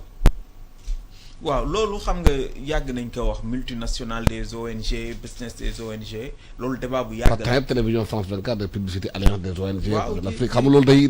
day naan lu xew ci ginnaaw loolu la moo tax ñoom OMS ak ñoom kii neen di xalaat. feebar bi bu amee dina rey africains yu bëri ba dañu di bëgg mobiliser sur la pauvreté des africains da ciy def seen koppar. at lu mënti am xam nga tey jii dafa mel na yéen tey jii seen serveurs vocaux yi am ci rajo yi xam nga da ngeen di dajale pour mën ko utiliser waat ci leneen ONG bi itam dafay dajale ay ressources humaines pour dem wuti ay moyens te bu ñëwee 75% dafay dellu ci population yi parce que ay ratio dafa am itam. ONG tey jii mënul ñëw ñu jox ko 100 millions mu jël 50 millions yi ni salaire la mënul nekk loolu il faut que mu lekk ci bopp nit ñi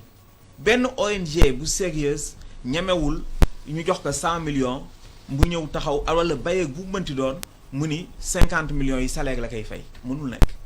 dafa am ay ratio yi nga xamante ne sur le plan budgétaire ONG yëpp dañ koy obligé respecter boo ko respecté wul sax bayeeg bi daf la dul financer benn bayeeg du la financer nag. donc loolu c'est une vue d'esprit xam nga nag àdduna bi moom y a toujours des idées reçues nit ñi dañuy dégg rek di wax mooy comme li ma lay wax ci wàllu logistique noonu la mel itam ci wàllu ONG ñun dañuy gis ONG ñu dawal seen oto rek ñu defee ni waaye dañ leen jox 100 millions ñu jënd benn oto dagg seen salaire demeewul noonu mënul nekk dañ leen di contrôler te booy def ak budget ba fay tàmbalee budget bi déjà dañ lay wax ni la par exemple salaire gi mënul dépasser 15% budget bi loolu rek déjà tënk nañ la te après dañ lay contrôler te bu ñu la contrôler bu fekkee dañ la saytu ñu yëg ni téyewoo xaalis bu baax yow dootuñu la joxati xaalis donc tu es obligé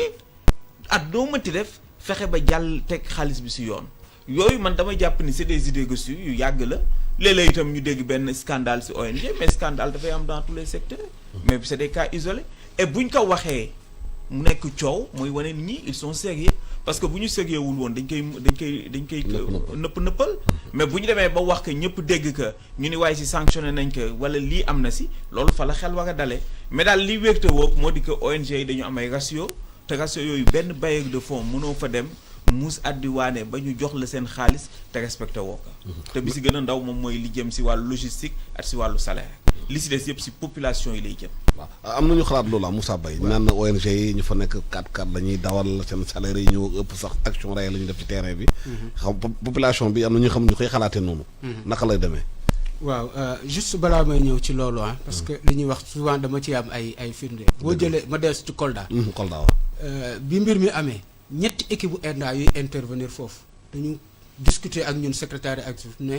du ñu dem dans le désordre mais nan la ñuy fexe ñu lëkkaloo soutenir le comité local de crise boobu mooy benn. ñaareel bi ci relation ak collectivités locales yi y a une dizaine de jours ENDA notamment ENDA ko dafa lancé lu ñuy wax offensive 15-15 ànd ak 100 collectivités territoriales nga xam ne dañuy viser 1515 comités de quartier yu ñuy liggéeyal pour indi riposte bi en 3 assauts bu njëkk bu njëkk bi mooy songu maanaam prévention maanaam fexe fagaru ñaareel bi mooy songu tontu Covid gérer ko ñetteel bi mooy songu suqali suñu koom-koom pour wax ne ce qu'on est en train de faire booy liggéey ak 100 collectivités territoriales ñu organiser benn visioconférence boo xam ne ñooñu ñëpp seeni responsable ñu ngi ci avec le ministre ñu ànd ci ak ay partenaires yu bëri donc moo ne ñu ngi liggéey ak ñoom te di liggéey ak ci gox-goxaani li mu wax xëj na loolu ay idée la ou ay préjugés fi ñu toll nii ni ñuy liggéeyee maanaam bu ñu defee offensive boobu dañu ci liggéey ak ay partenaires bailleurs de fonds dañu ci liggéey ak ministère dañu ci liggéey ak représentant collectivité territoriale dañu ci liggéey ak ñooñu dañuy bokk ci comité bi gérer donc du rek yow da ngay ñëw wut ay koppar daal di ñëw di ko distribuer di ko jëfandikoo ni ñuy dépenser dañu koy càmbar ENDA Tiers Monde chaque année dafa am benn auditeur indépendant boo xam ne réputé au niveau international buy ñëw xool li ñuy def wan ko suñuy partenaire wan ko état bi ci boppam dafa mettre en place ay commission yoo xam ne ku ci nekk da ngay wax sa programme d'investissement ñu xool lan nga nar a def ñu jox la agrément boo defee ba pare ñu def évaluation ñëw ceetu ko ànd ak yow sur le terrain xool kayit yi donc xëj na am na loo xam ne jotoon na fi am wala nit ñi génne ci ay idées mais vraiment correspondre ak réalité bi may mujjee wax mooy ENDA Tiers Monde mooy benn organisation société civile internationale bu ma xam boo xam ne fii la jógee juddoo ci Afrique law ci yeneen continent yi nekkuñu ci ay cas yoo xam ne day afa am ay nit ñu jéegaane ci biti ñëw di def business ci suñu kaw mais si société bi fii ci quartier populaire yi la soqee ko te ñooñu la ñu àndal di ko def nekkuñu ay wàlliyaan wala ñeneen te li ñuy liggéey comme ni ma ko waxee dañuy jàngale ci quartier bi nan la ñuy caytoo li nga xam ne ñoo ko bokk te ñun ñoo ci war a jiitu. buñ fi nekkee depuis 47 ans mosoo dégg scandale boo xam ne wala lenn loo xam ne ñaaw na loo xam ne teg nañ ko suñu ndodd pour wan la ne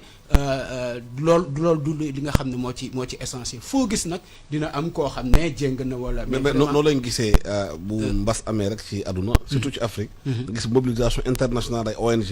taxaw dafay publicité dafay demande don ak yooyu. naan dañu intervenir Afrique. alors comme ni nga ko waxee ENDA fii la juddoo ci Afrique fii la amee la moo tax ONG africaine yi. dañu am lëkkaloo seen biir. te seen problème bu bopp seen problème parce que ci biir ONG yi ñu xalaat vaccin yi. am na yu bëri ñu ci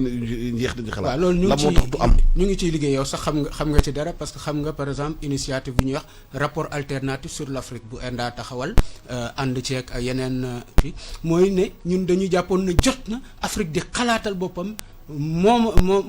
mënal boppam sañal boppam donc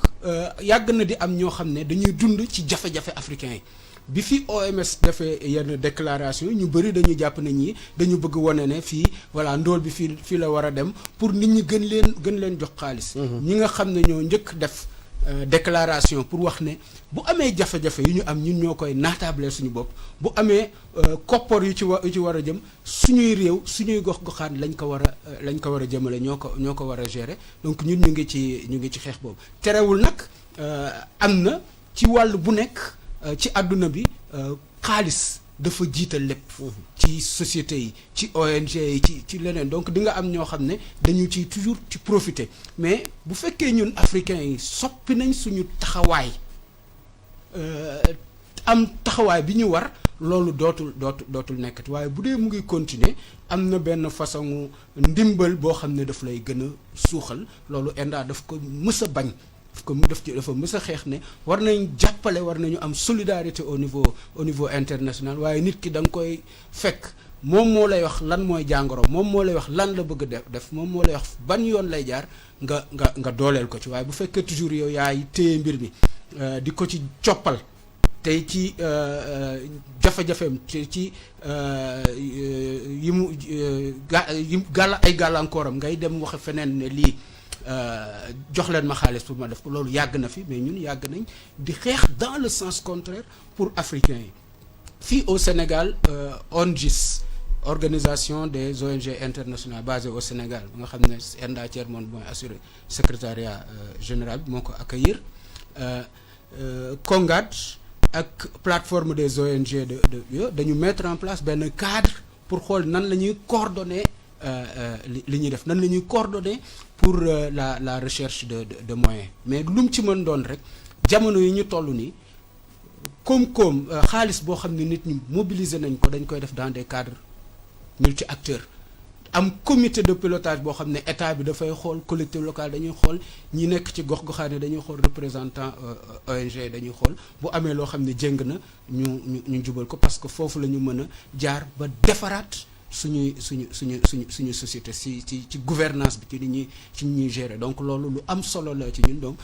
réalité yoo xam ne am na waaye ñun on travaille dans le sens contraire te africains yi wane nañ ci mbir yu bëri que léegi ils sont prêts siggi jot na yeewu jot na pour mën a naatableel seeni mbir seen bopp téyel ko seen bopp donc loo xam naa dina fi jóge. Ahmed Cissé gis nañu par exemple bi feebar mais bitim réew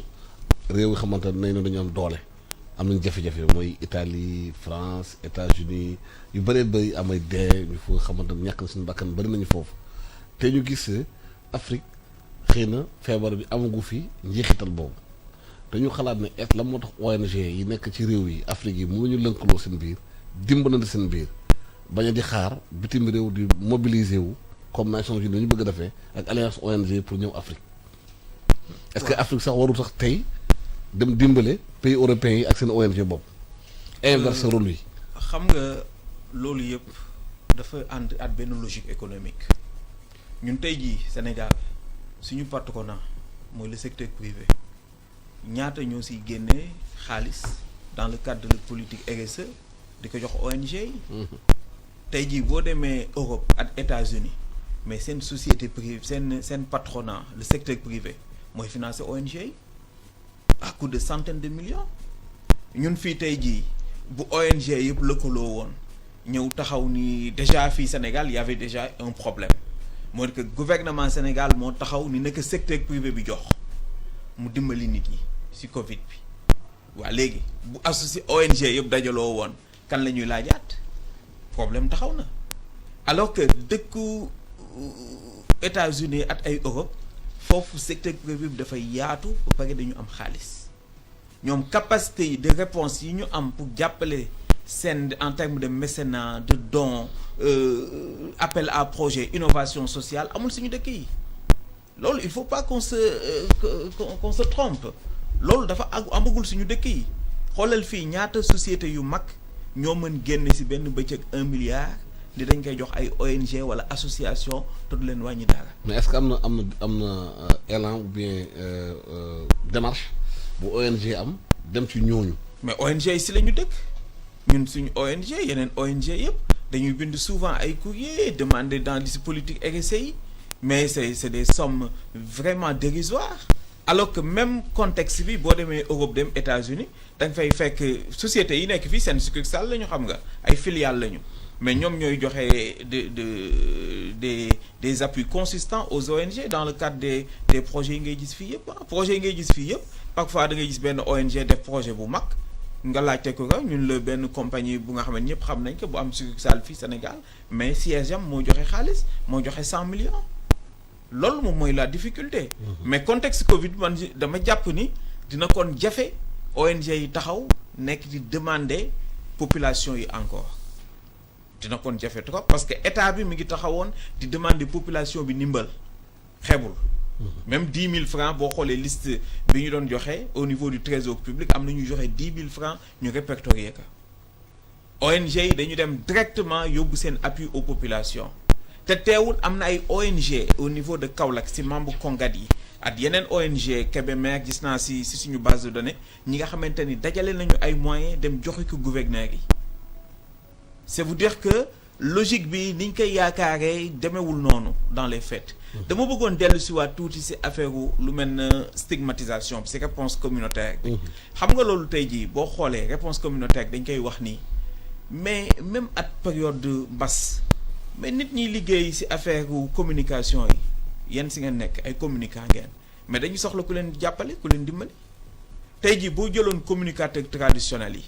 nga ni leen am na problème stigmatisation boole leen at ay experts ñaari fan walla benn bëccëg mais mën nañu am communication bu efficace ci communauté bi ba nga xamante ni kenn du joxoñati kenn ku am Covid loolu mën nañ ko loolu te dañ ci gaaw. mais tey ji kenn boolewu leen ni ñu leen si war a boole te communicateur traditionnel lu ñu yëgati dañ leen di woo mais après dañ leen di woo rek après bàyyiwaat leen parce que woo bi doyul il faut que mu am ay ONG yu am ay moyens de communication sociale mën a dajale par exemple communicateur traditionnel yi te boo leen dajalee woo leen da nga leen di jox paas 5000 ba 10 000 ñu ñëw toog nga expliquer leen. parce que ay volontaire lañu. peut-être dañu bàyyi seen liggéey wala peut-être dañuy daaba ay liggéey yu sew la ñu yore mais ñooñu boo leen woowee nga jox leen seen paas expliquer leen ni ñu war a waxee ak population yi ni leen nag léegi dama bëgg sax ngeen di xëy di ko def wutal leen benn peeg jom moo xam fukki junne la wala 40 000 wutal dal loo leen teg seen loxo mais en quelque temps da ngay gis résultat mais tey ji est-ce que def nañu loolu. te loolu mooy réponse sociale loolu mooy réponse communautaire. mënoo ñëw rek yam si ni def nga ko séminaire waxante nga communicateur traditionnel yi croiser les bras. mais est-ce que démarche bi état bi mu war a ñëw si yéen ou bien yéen a war dem ci état bi wax la loolu. ñun li ñu mën moo di que tey jii xam nga léegi mbay mi ngi koy expliquer ONG yi dañu nekk sous la tutelle du ministère de l'Intérieur. mën a war a boole. kon ci waxtaan bi voilà.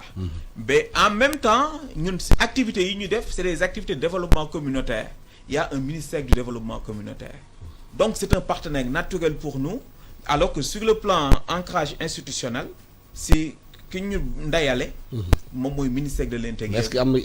ngeen démarche ministre de développement communautaire ñëw ci ONG yi ne leen en tout cas xeex bi du sax du distribuer ceeb rek waaye am na aussi waxtaan ñu wax waxtaan population bi pour ñu mën a am résilience ci feebar bi xam feebar bi éviter stigmatisation bi. commencé nañ ko def mais bi ñu koy def fekk na mu yéex fekk na 2 mois dem na kenn waxtaanul parce que 1 mois yu njëkk yi boo xoolee kenn waxtaanul même boo xoolee tey ji état d'urgence bi yéen ci seen plateau bi ci coow li ci lañ commencé di ci wax mais ñun tey ji ci niveau ONG yi Kongat ñoo ngi réfléchir. xool ni ci niveau international dafa am lu ñoo wax règlement sanitaire international loolu moom moo tax ñu déclarer état de pandémie ni am na mbas bu wër adduna bi loolu amee ci la dëkk yépp parce que ñooy am notification bi leen OMS envoyé parce que loi la internationale donc dëkk yëpp ñoo yamoon même élément de langage ñoo yamoon vocabulaire bi ñoo indi looloo indi woon nit ñi nekk di wax waaw président dafay toppandoo Macron parce que ñoom ñoo yem li ñu leen jox comme information bu nit ñi yemee information yi donc bu ñuy wax ils vont dire la même chose loolu moo doon situation initiale bi ñu tàmbalee ñu yëg ni dimension policière bi ak administrative bi la ñu jiital ak médicale bi si la ñu commencé réfléchir ni est-ce que jotul tey jii ONG yi waxtaan ak ay kàngam ay borom ay experts ci seen domaine ñu xool ndax waruñu am Sénégal benn ordonnance wala benn loi sur l'état d'urgence sanitaire nga xamante ni bu lu mel nii mu amaatee parce que lii lu àdduna bi yëpp nii la mës a tëddee depuis antiquité même bu dee par 50 ans wala par 1 siècle et demi mais épidémie dafay faral di am mais ñu mën am ay précautions ba nga xamante ni dootuñu nekkati rek ci régime état d'urgence normal parce que régime bi ñu nekk régime état d'urgence normal la bu mën a am après coup d'état wala après insurrection wala après élection mais urgence sanitaire ay affaire wu nit la ay nit fefegu jàngoro la dafa laaj nit ñi ñu waxtaan ak moom dafa laaj ñi tiit ñu dalal leen tey ji ONG yi li ñu am ci capacité ci counseling moom mooy assistance psychosociale kenn jëriñoowu ko boo toogee xool nga dégg ci rajo bi ñu ni am na ay nit ñu confiné ñu am difficulté pour jox leen ñu lekk wala ñu am difficulté pour yeb leen ci oto yóbbu leen alors que ay ONG ñoo ngi gaare ay oto kenn jëriñoowu ko te dañu bëgg dimbali population bi loolu ça pose problème loolu yëpp boo ko boolee loolu moom mooy réponse communautaire ñun dañu jàpp ni tey jii dafa jot état bi commencé réfléchir ONG yi andi ci réflexion bi ñu woo juristes yi woo experts yi en santé publique ñu xool nan la ñuy amee une loi spécifique pour l'état d'urgence sanitaire nga xamee ne dañ koy graduer sur le plan géographique et en termes d'intensité c'est-à-dire que mën nañu wax ni tey jii état d'urgence bi kat région sangam ak région sangam lañ koy yemale état d'urgence bi tam dafay am niveau 1 2 ba 3 nga xamee lu mu laaj rek ñooñu dinañu mën waxtaan ak ñoom bu laajee ñu yóbbu fa ay moyens yu doy ñëpp dem ñu ni ñi daal nañ leen jàppale seen problème sotti parce que bu loolu amul tey jii bu situation bi amaatoon fileeg une année état d'urgence rek la ñuy mën a taxawal te état d'urgence bi ñëpp gis nañ ni am na ay limites. parce que dañ siy dem léeg-léeg avec beaucoup de zèle. état d'urgence boo sanitaire boobu yu bëri xalaat nañ bi ñu ko defoon xëy na cas yi du gën a yokk parce que gis nañu Sénégal ba léegi cas yi ngi yokk tey fu ñu toll nii tembe am nañu plus de 41 morts di ko indi ay 1500 3000 nga xamante ne am nañu feebar bi lan la ñuy war a mën a jàpp pour justement gën a sensibiliser wàññi contamination bi te ñu mun a génn ci mbas mi. Alassane jàpp naa ne mbir mi moom amul recette waaye li leer mooy ne. stratégie. bu fekkee dañu jàpp ne ci niveau communautaire la mbir mi di jouer la réponse communautaire elle est là dañ koy dooleel. waaw loolu moom pour man lu leer la booy xool stratégie bi état bi jël c'est vrai que yombul parce que da ngay balancer ci wàllum santé ak wàllum koom-koom sa wér-gu-yaram ak tamit nga dee ak xiif jàpp naa ne bi ñuy njëkkee tàmbali boo xoolee tëj fermeture frontières yi réglé na benn problème ci wàllu boobu jàppoon naa ne mënoon nañ ko gën a teel a def que moment biñ ko defee mais lii mbir mi di law nii ñu ne ni ñuy dundee ci suñu gox-goxaan yi mooy ne loolu état bi fi ñu toll nii suñu état fa mu jóge ak li mu am ci doole mënul régler loolu mënoo jël ci ginnaaw ku nekk nga teg fi benn policier gendarme te ñooñu amuñu moyens yi day fay ñu leen te même bu doon loolu sax boo ko defoon loolu du sotti donc yoon bi pour ñun foofu leer na mooy li ENDA di mës di wax mooy nit ki da nga koy responsabiliser te bëri na ci suñuy gox-goxaat yi ñoo xam ne am nañu capacité yooyu donc il faut que ñu organiser loolu pour mën ci génn booy seet dañ ne woon dañuy guerre man mosuma gis guerre boo xam ne yow nan nga koy xeexee boo joxoñee corona benn baaraam ñetti baaraam yi yaa ngi koy joxañ sa bopp maanaam mooy lan dañuy guerre waaye niñ koy xeexee mooy ñu set ci ñun suñu wàll loolu bu fekkoon ne mbas bi muy ñëw fekk nañu ma jël ko ci li nga xam diine bi ma xam man fekk na ma Moussa Mbaye man ma nekk ni tegtal yi alxuraan joxe li yonent bi joxe ci loolu waruma am problème ci loolu nee nañu waruñu génn fi nga xam ne foofu la épidémie bi amee bu ñu fekkoon ñun loolu xam nañ bu baax ñu ngi dund li lislaam wax ci loolu duñu ci am problème li ma bëgg wax mooy mbir mi daf ñuy delloo ci ñun da ngay yaraat sa bopp pour defaraat sa taxawaay bu ñu nee da nga waruloo di laal sa kanam ñi nga xam ne dañu am tic comme man dañuy def effort bu rëy. Donc daf ñu delloowaat ci ñun suñu taxawaay nan la ñu ko war a mën a ñoŋale. Donc il faut que ñu delluwaat ci li nga xam ne mooy suñuy outils suñuy ressort ba les valeurs ba yar bi ba cat bi ñu wekk ko ci ñun suñu fonctionnement. Mais mënul nekk rek loo xam ne lii bu passé tiitaange bi nit ñi def yenn mbir yi après dañuy delluwaat jikko yi dañuy ñëwaat suñu jikko yi ñu amoon ci wàllu politique bi yoo xam ne daf ñuy def ci parparloo bu dul jeex, suñu jikko bi ñu am ci suñu digganteeg diine ba nga xam ne dañuy exagérer dans la religion tamit ci ay parparloo, suñu relation ak li nga xam ne mooy li ñëpp bokk. Donc dañu war a defaraat suñu bopp pour mën a génn ci loolu te loolu nag la réponse se trouve dans la société. Mais dirigeants yi dañu war a doon des dirigeants aussi exemplaires. Ñu war a xool nan la ñu war a mën a ñoŋalee xam-xam li xew ci mbas bi gis nga ci ne y a un lien direct entre les chercheurs ñu ngi wax Didier Raoult ñu ngi wax professeur Seydi Fi nit ñi di ko vivre au quotidien ni société di demee ak xam-xam fi mu war a toll ñun loolu ndóol nañ ci wàllu xarala yi ak yeneen donc daf ñu delloo ñun suñu bopp nan la ñu war a defarwaatee pour bu lu mel ni ñëwaatee ñu mucc ci, mais tamit nan la ñuy fexe ba génn ci. Donc ci tënk daal mooy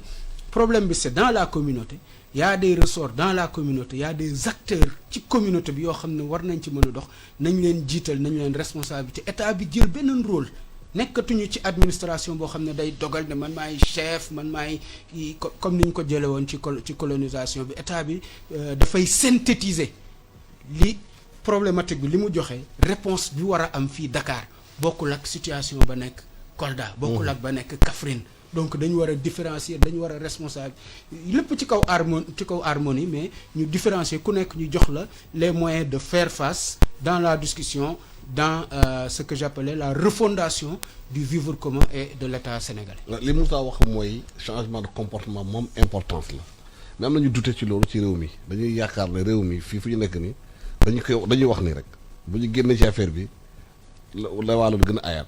maanaam lu ñu doon dundee di ko defee nañu delluwaat ci loolu parce que gis nañu fi joolaa bi xew fii quelques jours ñu arrêté transport bi mais bu ñu delluwaatee ci la wàllu gën a ay.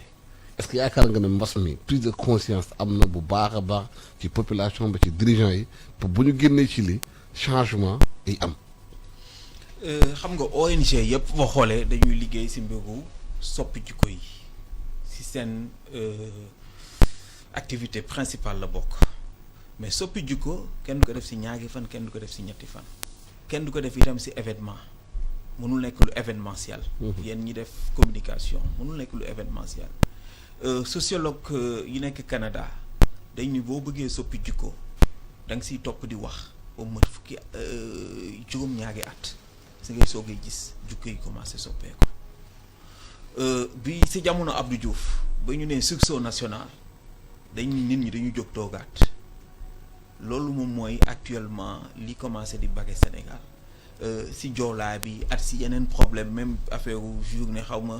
cleaning day journée de nettoiement bi yooyu yëpp boo xoolee jóg toogaat la wala sur place nit ñi dinañu yëngatu nii ñaari fan ñetti fan après delluwaat mais boo bëggee changer population yi il faut que nga nangu investir si communication sociale te communication sociale boobu xaalis la laaj du ay affaire gu 100 000 francs yéen si communication ngeen di liggéey. xam ngeen ni communication sociale dañ koy fay te mënoo ko def 6 mois bàyyi boo ko defee 6 mois bàyyi nit ñi delluwaat seen jikko ya alors que boo ko toppee sur 7 ans daa def résultat donc boo xoolee si internet bi rek si Google mais daa gis mais Banque mondiale financé woon na fi y a de cela quelques années programme de lavage des mains. C'était un financement de 2 milliards mais nit ñi dawuñu ko woon sax gis. y a une journée mondiale de lavage des mains. Le 15 octobre. jullit yi ñoo ngi waxal seen loxo juróomi yoon si bëccëg bi am na ay études mais loolu yëpp dafay des gis nga dafa mel ne comme le fait que nit ñi taxaw di def la queue bu ñu waree dugg si bus yi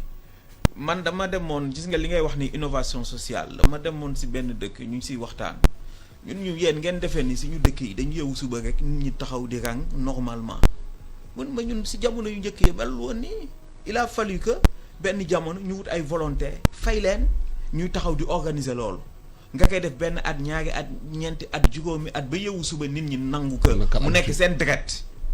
tant que loolu amul nag Sénégal bu fekkente ne dañuy jóg rek wut benn 50 millions def li ñuy wax communication événementielle taf ay banderole nit ñi def ay quelques spot rajo ñeenti fan waaw taf yëngal loolu dañuy sonal suñu bopp mais jukko yi duñu soppeeku parce que li indi si alxuraan nag hadis ñuy répéter chaque fois di fàttali ndax fàttali dafa baax si doomu aadama nit bu fàttee bu toogee benn jamono fàttali kooku dafay fàtte donc fàttali boobu moom mooy communication pour changer jikko yi mooy la communication de proximité durable ñun loolu lañ ko tuddee woon benn jamono pour le changement des comportements mooy communication la bi nga xamante sur ko gox-goxaan yi nga koy defee at communicateur traditionnel ba at imam ya at kilifa diina yëpp boole seen diina yi nga waxanteeg nit ñi loolu mais boo ko mënoo ko def si benn weer mënoo ko def si ñetti weer da nga koy def si 7 ans tant que nag suñu dëkk bi nangooguñu dem si communication yooyu sur 7 ans dañuy sonal suñu bopp dinañu yëngutu def ay quelques publicités après au bout de 6 mois ñu delluwaat xam nga wax dëgg yàlla tey ji Covid ñoo ngi nii di dund Covid bi 31 mois la bare na metti na ñoo ngi 41 bare na metti na benn sax ëpp na mais bare na metti na ñoo ngi masawu di jaal ñi nga xamante ne am nañu seen ay mbokk yu si wàññeeku yan leen yàlla xare àjjana mais boo xoolee Joola benn bëccëg presque ñaata 2500 morts te 2 mois après ni nga doon gisee bus yi nit ñi nekk at di def seen ancien comportement yi yëpp changé rien n'a changé ñun ñëpp teg nañ ci suñu bët donc tey jii il faut que lu mel ne que ministère développement communautaire ak ONG yi comme waa Cap Fong mooy plateforme boobu bu ñu bëggee changer jikko yi ci anam bu sell bi nga xamante ni dafay impacter ci yeneen génération yi communication bu yàgg la lenn nag mën nañ ko def peut-être ay partenariat avec les médias pour ñu defal leen peut-être ay tarifs spéciaux ñu participer ñoom itam au développement du pays mais bu fekkente ni defuñu loolu vraiment dinañu sonn te résultat gis nga dama bëggoon ñëw itam ci beneen message bi nga xam ne ONG yi itteel na leen trop mooy li ñuy wax ci stigmatisation bi ak le fait que yenn nit ñi jàpp ni ko am corona gàcce la xam nga loolu itam problème la xam nga dëkk bi itam dañuy fàttali le taux d'analphabétisme est très élevé te fii nit ku dëkk bi dëkku par loola nit ku nekk dafa am nit ku ko doy donc bu problème yu mel nii amee yow tey jii dañu waroon sax am plus ou moins donc ONG yi wax nañu ci réfléchir parce que léegi mën na nekk yomb na nga xam dëkk bu nekk ñan ñooy nit ñi nga xamante ne ñoom la ñu war a waxanteel pour que au moins 60% à 75% adhéré bu gaaw tey jii loolu waroon nañu mën def cartographie boobu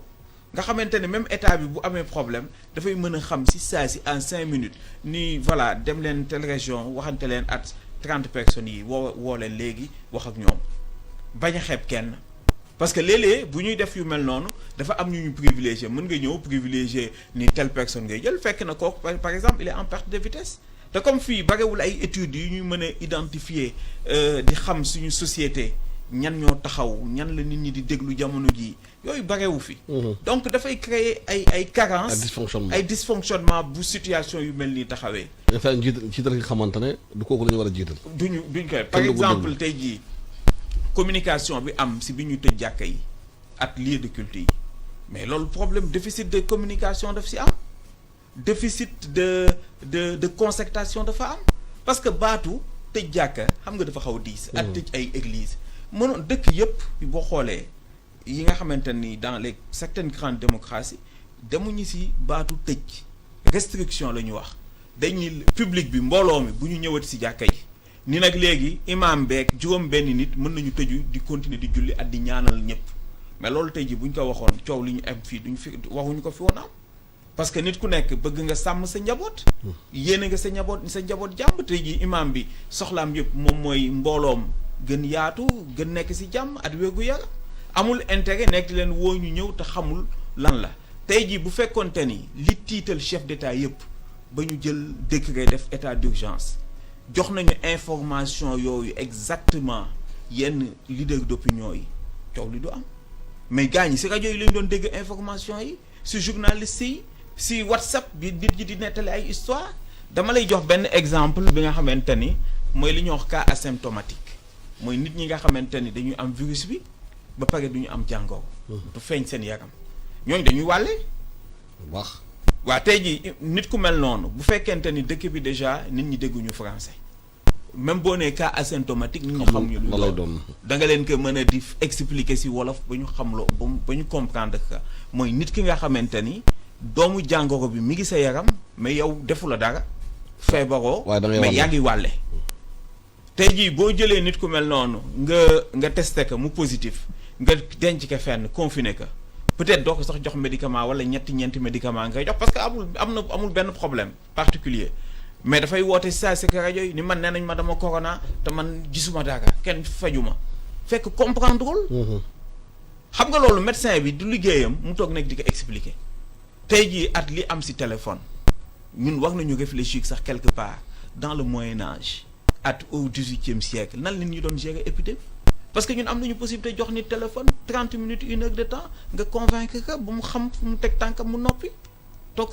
jaamu yàlla ñaan yàlla dimbali ko si mbas mi wante bu fekkente ni nit ki dañ koy confiner ni que yow kat da nga am Covid moom mu toog ni moom boppam mettiwul donc gars ñi dañ koy sonal est-ce que affaire bi dëgg la comprendre wul loolu xam nga c'est un sérieux problème.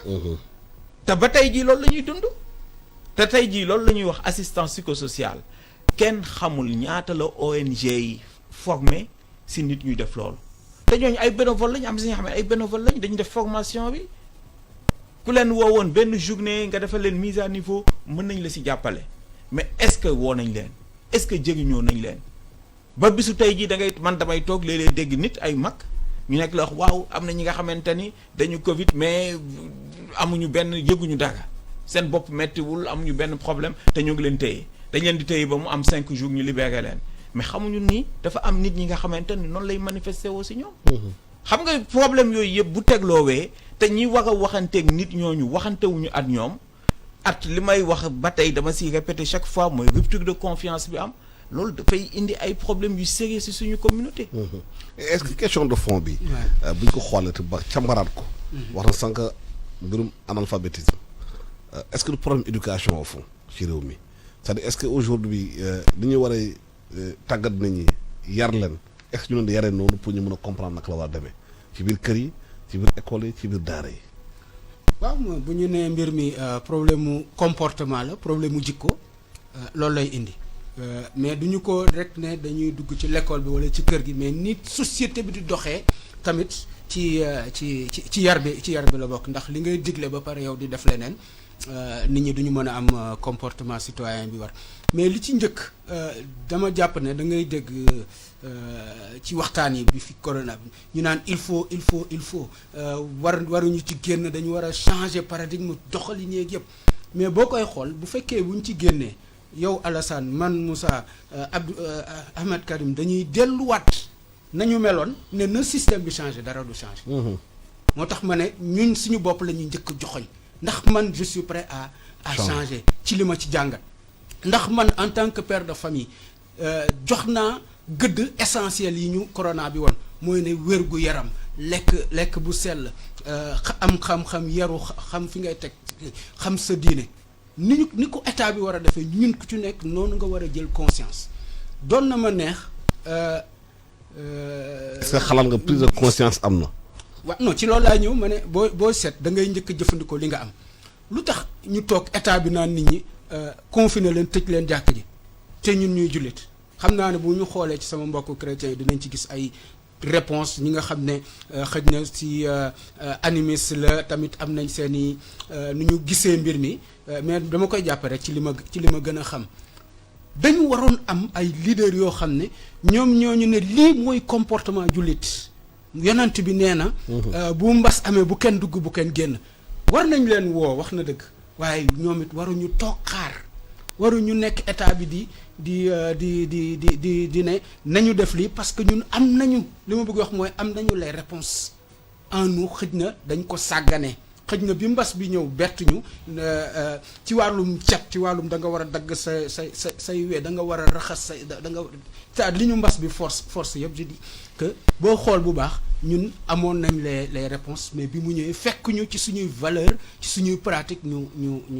intégrer loolu. Donc la réponse pour moi de la société elle est importante par ses leaders aussi jël recourir li nga xam ne mooy dooleem. nga war a nag tàmbali ci biir famille bi ndax ci biir famille bi ñun dañu sàgganoon di bàyyi télé bi di suñuy doom ñu leen di woon yenn mbir yoo xam ne daf leen di wëlbati daf leen di soreek suñuy valeur. Donc loolu la ñu war a delloosiwaat xam ne su fekkee ne la famille elle-même elle est déstructurée ba nga xam ne dafa famille dafa nasax ki nga xam ne mooy génn ci mbedd mi lu mu def du la jaaxal. Donc war nañ parce que ñëpp dañu constaté woon ci mbas bi bu ñëwee ñu wax ne toog leen seen kër. toog ci biir kër ndax dina tax parents yi mën a toog ak xale yi. jàngal leen waaye constat bi dañuy def parce que boo xoolee ci résultat bu ñu am ci téléphonie mobile bi. augmentation de connexion bi dafay wone xëy na nit ñi toog na seen kër waaye ku nekk nga toog ci portable am di cuk waxtaan amatul ci kër yi. waaw mooy li ma wax rek ñu constitué waat famille bi comme benn espace bi ñuy njëkk a tabaxee nit. ndax ni mu ko waxee mbir mi li ci am solo mooy nekk nit maanaam nit weesu na lekk naan sëy te dañu dukkoon ci système boo xam ne nag foofu lañ ñu boole ñu nekk di consommer ñun di toppatoo duñu toppatoo li nga xam ne moo am solo. Nit ñi ragal nañ dee boo xam ne xëj na tax na mbas bi ñëw ñu def lañ mais loolu daf leen di wax ni mais yow dund boobu nga bëgg noonu mais lan lay jëriñ lan nga ciy def lan nga ciy sotti. foofu laa wax ne ñun dañu war a delluwaat ci aspect spirituel bi suñu diine suñuy njiit xamal nit ñi ne dee moom du jaas et que fa la ñuy mujje lii metti na waaye nañu am dalu ñu xool lan la ñu war a defaraat ci ñun mën ko caytu xool ko seppi ko ci suñuy doom ba nga xam ne cadre familial bi mooy société bi njëkk. maa ngi la doon wax léegi sama responsabilité de père de famille lan laa ci war a jàngat pour soppi waaye bokk na ci tamit di waxtaan ak samay doom ci lan moo am yoon ba nit ki am lu ñuy wax lii jomb naa ko def bu ko nit ki amee ci biir kër gi bu génnee ci société bi dina am loo xam ne du ne man xaalis rek laay wut lu ma jaral wala leneen yeneen ñaawteef yi ñuy gis am na foo xam ne moom dina fa yem te loolu jàpp naa ne suñuy aada suñu diine ñun am nañ ci loo xam ne moo ñàkk feneen waaye joxuñu ko fayda organiser wuñu système bi noonu donc du feeñ ci école bi du feeñ ci yeneen fi nga xam ne foofu la ñuy tàggat mais loolu doyul communication bi am na solo waaye dafay fekk tamit ñi nga xam ne ñooy njiit ñuy wane exemple bi ci ni ñuy téye li nga xam ne ñoo ko bokk di ci diisoo ak nit ñi li nga xam ne nag jot nañ ko waxtaanee ba tëral ko ñu taxaw nag foofu xëj na doole foofu mën na fa ñëw ne lii ku ko jalgati ñun ñëpp ñoo tëraleen ñoo bokk tëraleen bi ku ko jalgati lii ak lii dina te du am xaaj ak seen ndax doo ñëw dal ci doomu baadoole bi ba pare nag doomu sëriñ bi wala doomu chef d'entreprise wala doomu politicien bu ko defee dara du ko ci fekk donc doyul rek ngay communiquer mais yow da ngay am cohérence maanaam da ngay yàgg tegu ci yoon bi yemale ñëpp di ko doxal. Donc ni ñuy téye société bi gouvernance bi loolu am na ci solo société bi war nañ joxe seen wàll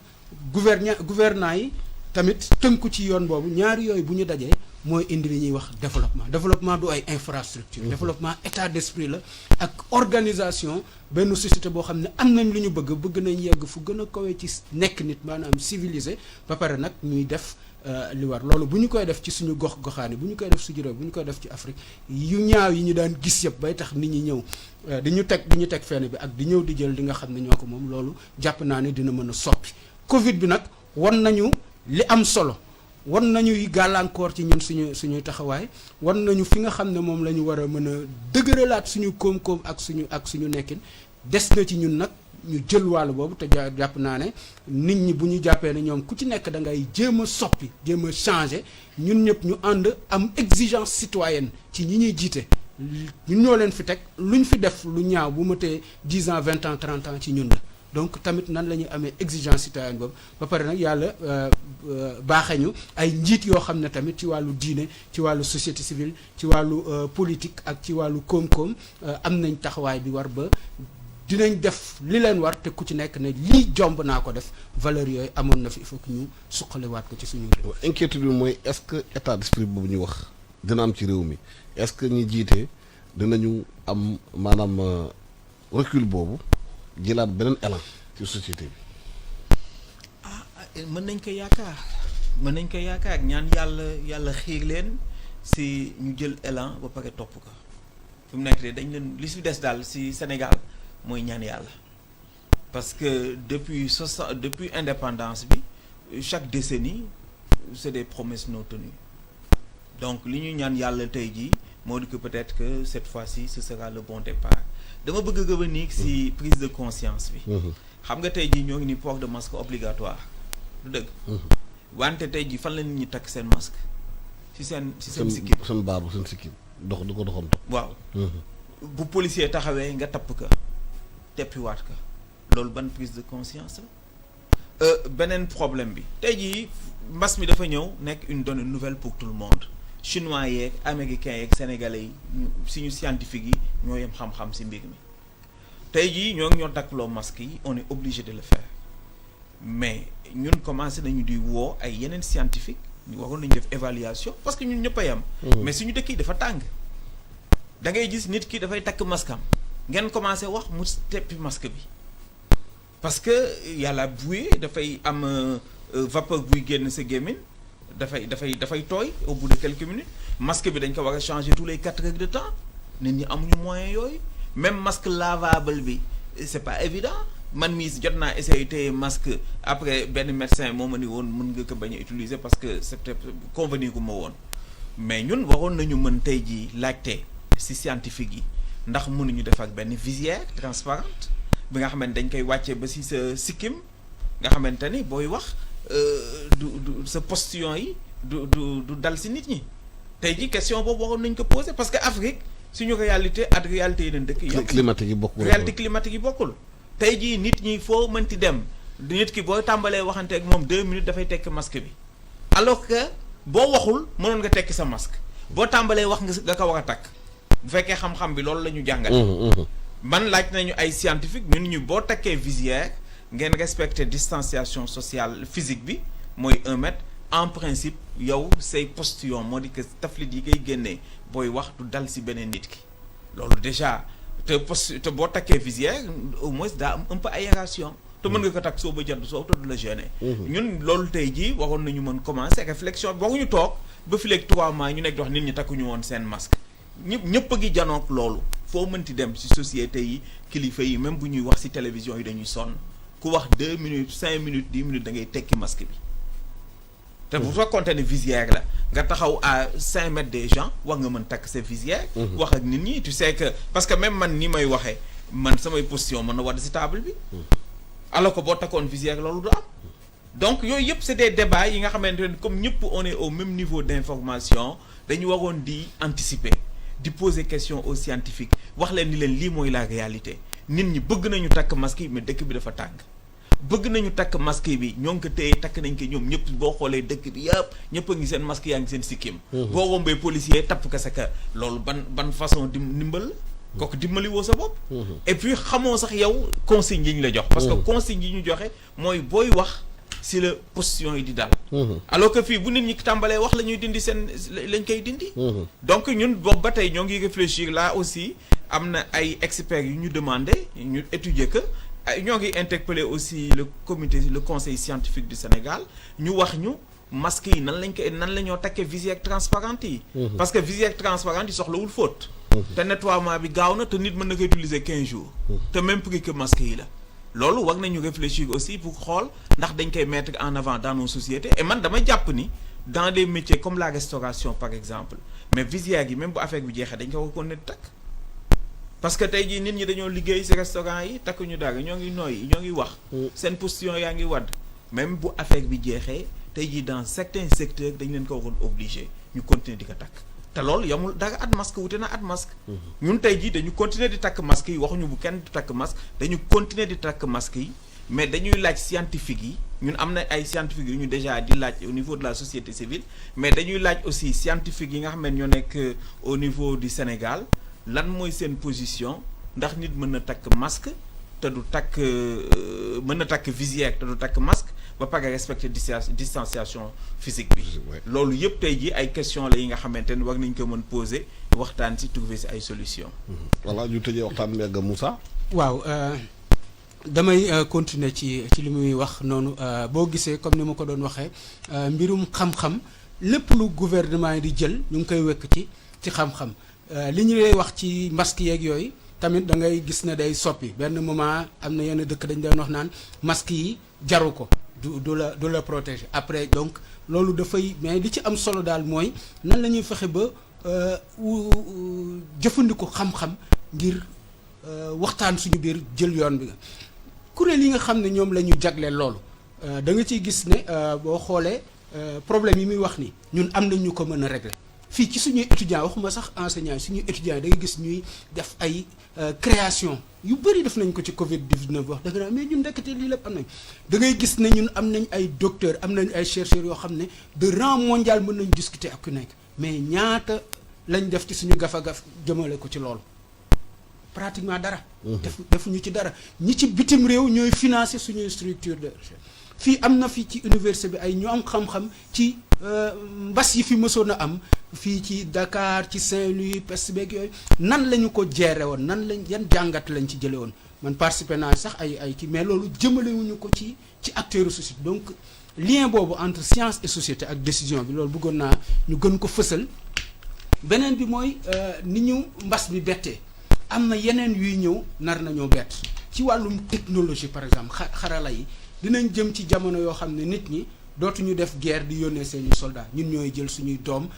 Malek feneen di teg ñu leen di boom waaye fa ñu toog la ñuy toog yónnee la ab drone beneen kii bu ñëw sa njiit bi mu rey ko mbaa mu rey njabootam wala mu menacé ko na ko sa dombale boo deful lii de donc li ma bëgg wax mooy dafa am yu ñu war a pare yoo xam ne waruñoo bett te war nañu gën a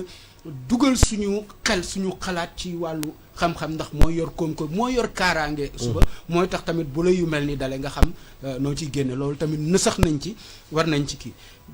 ñaari bi mooy li ñuy wax les secteurs essentiels waxoon naa ko sànq ci wàllu santé éducation agriculture saine et durable ak yooyu war nañ leen joxaat gëdd bu ñuy def plan Sénégal nu ñu ko mën tuddee dañu ko war a soppi wax ak nit ñi. ci loolu fu ñu toll nii sax normalement nguur gi war na mën def benn saytu xool. waaw ci mbirum santé bi lan la ci dugal comme koppor ak fan la dem. surtout ñu wax ak nit ñi bu ñuy defar plan mu doon plan wu président bi wala plan wu gouvernement bi mu doon plan wu sénégalais yi ñu toggandoo ko ba pare am ci alliance. muy secteur privé bi muy acteur productif yi muy secteur associatif yi ñu jàpp ne lii ñoo koy tëraloo loolu dina ci am solo ñu boole ci décentralisation bi responsabilisation bi ba ñu mën a génn ci li nga xam ne mënta ñàkk mooy gën a fëddali suñu souveraineté maanaam moom sa bopp sañal sa bopp mënal sa bopp ci domaine yëpp nag ñu xool nu ñu ciy defee ay jéego ndax bu dul loolu ñun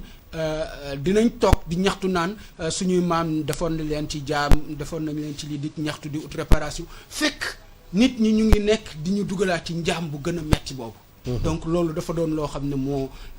doon jàngat bi ëpp moo doon li nga xam te ne moo war a fédéré ñëpp ñu ànd ci bu ñu génnee ci mbas bi defaraat mbir yi defaraat suñu bopp defaraat suñu réew. Moussa Mbaye maa ngi la gërëm di la sant di fàttali auditeurs ak téléspectateurs yi yow yaay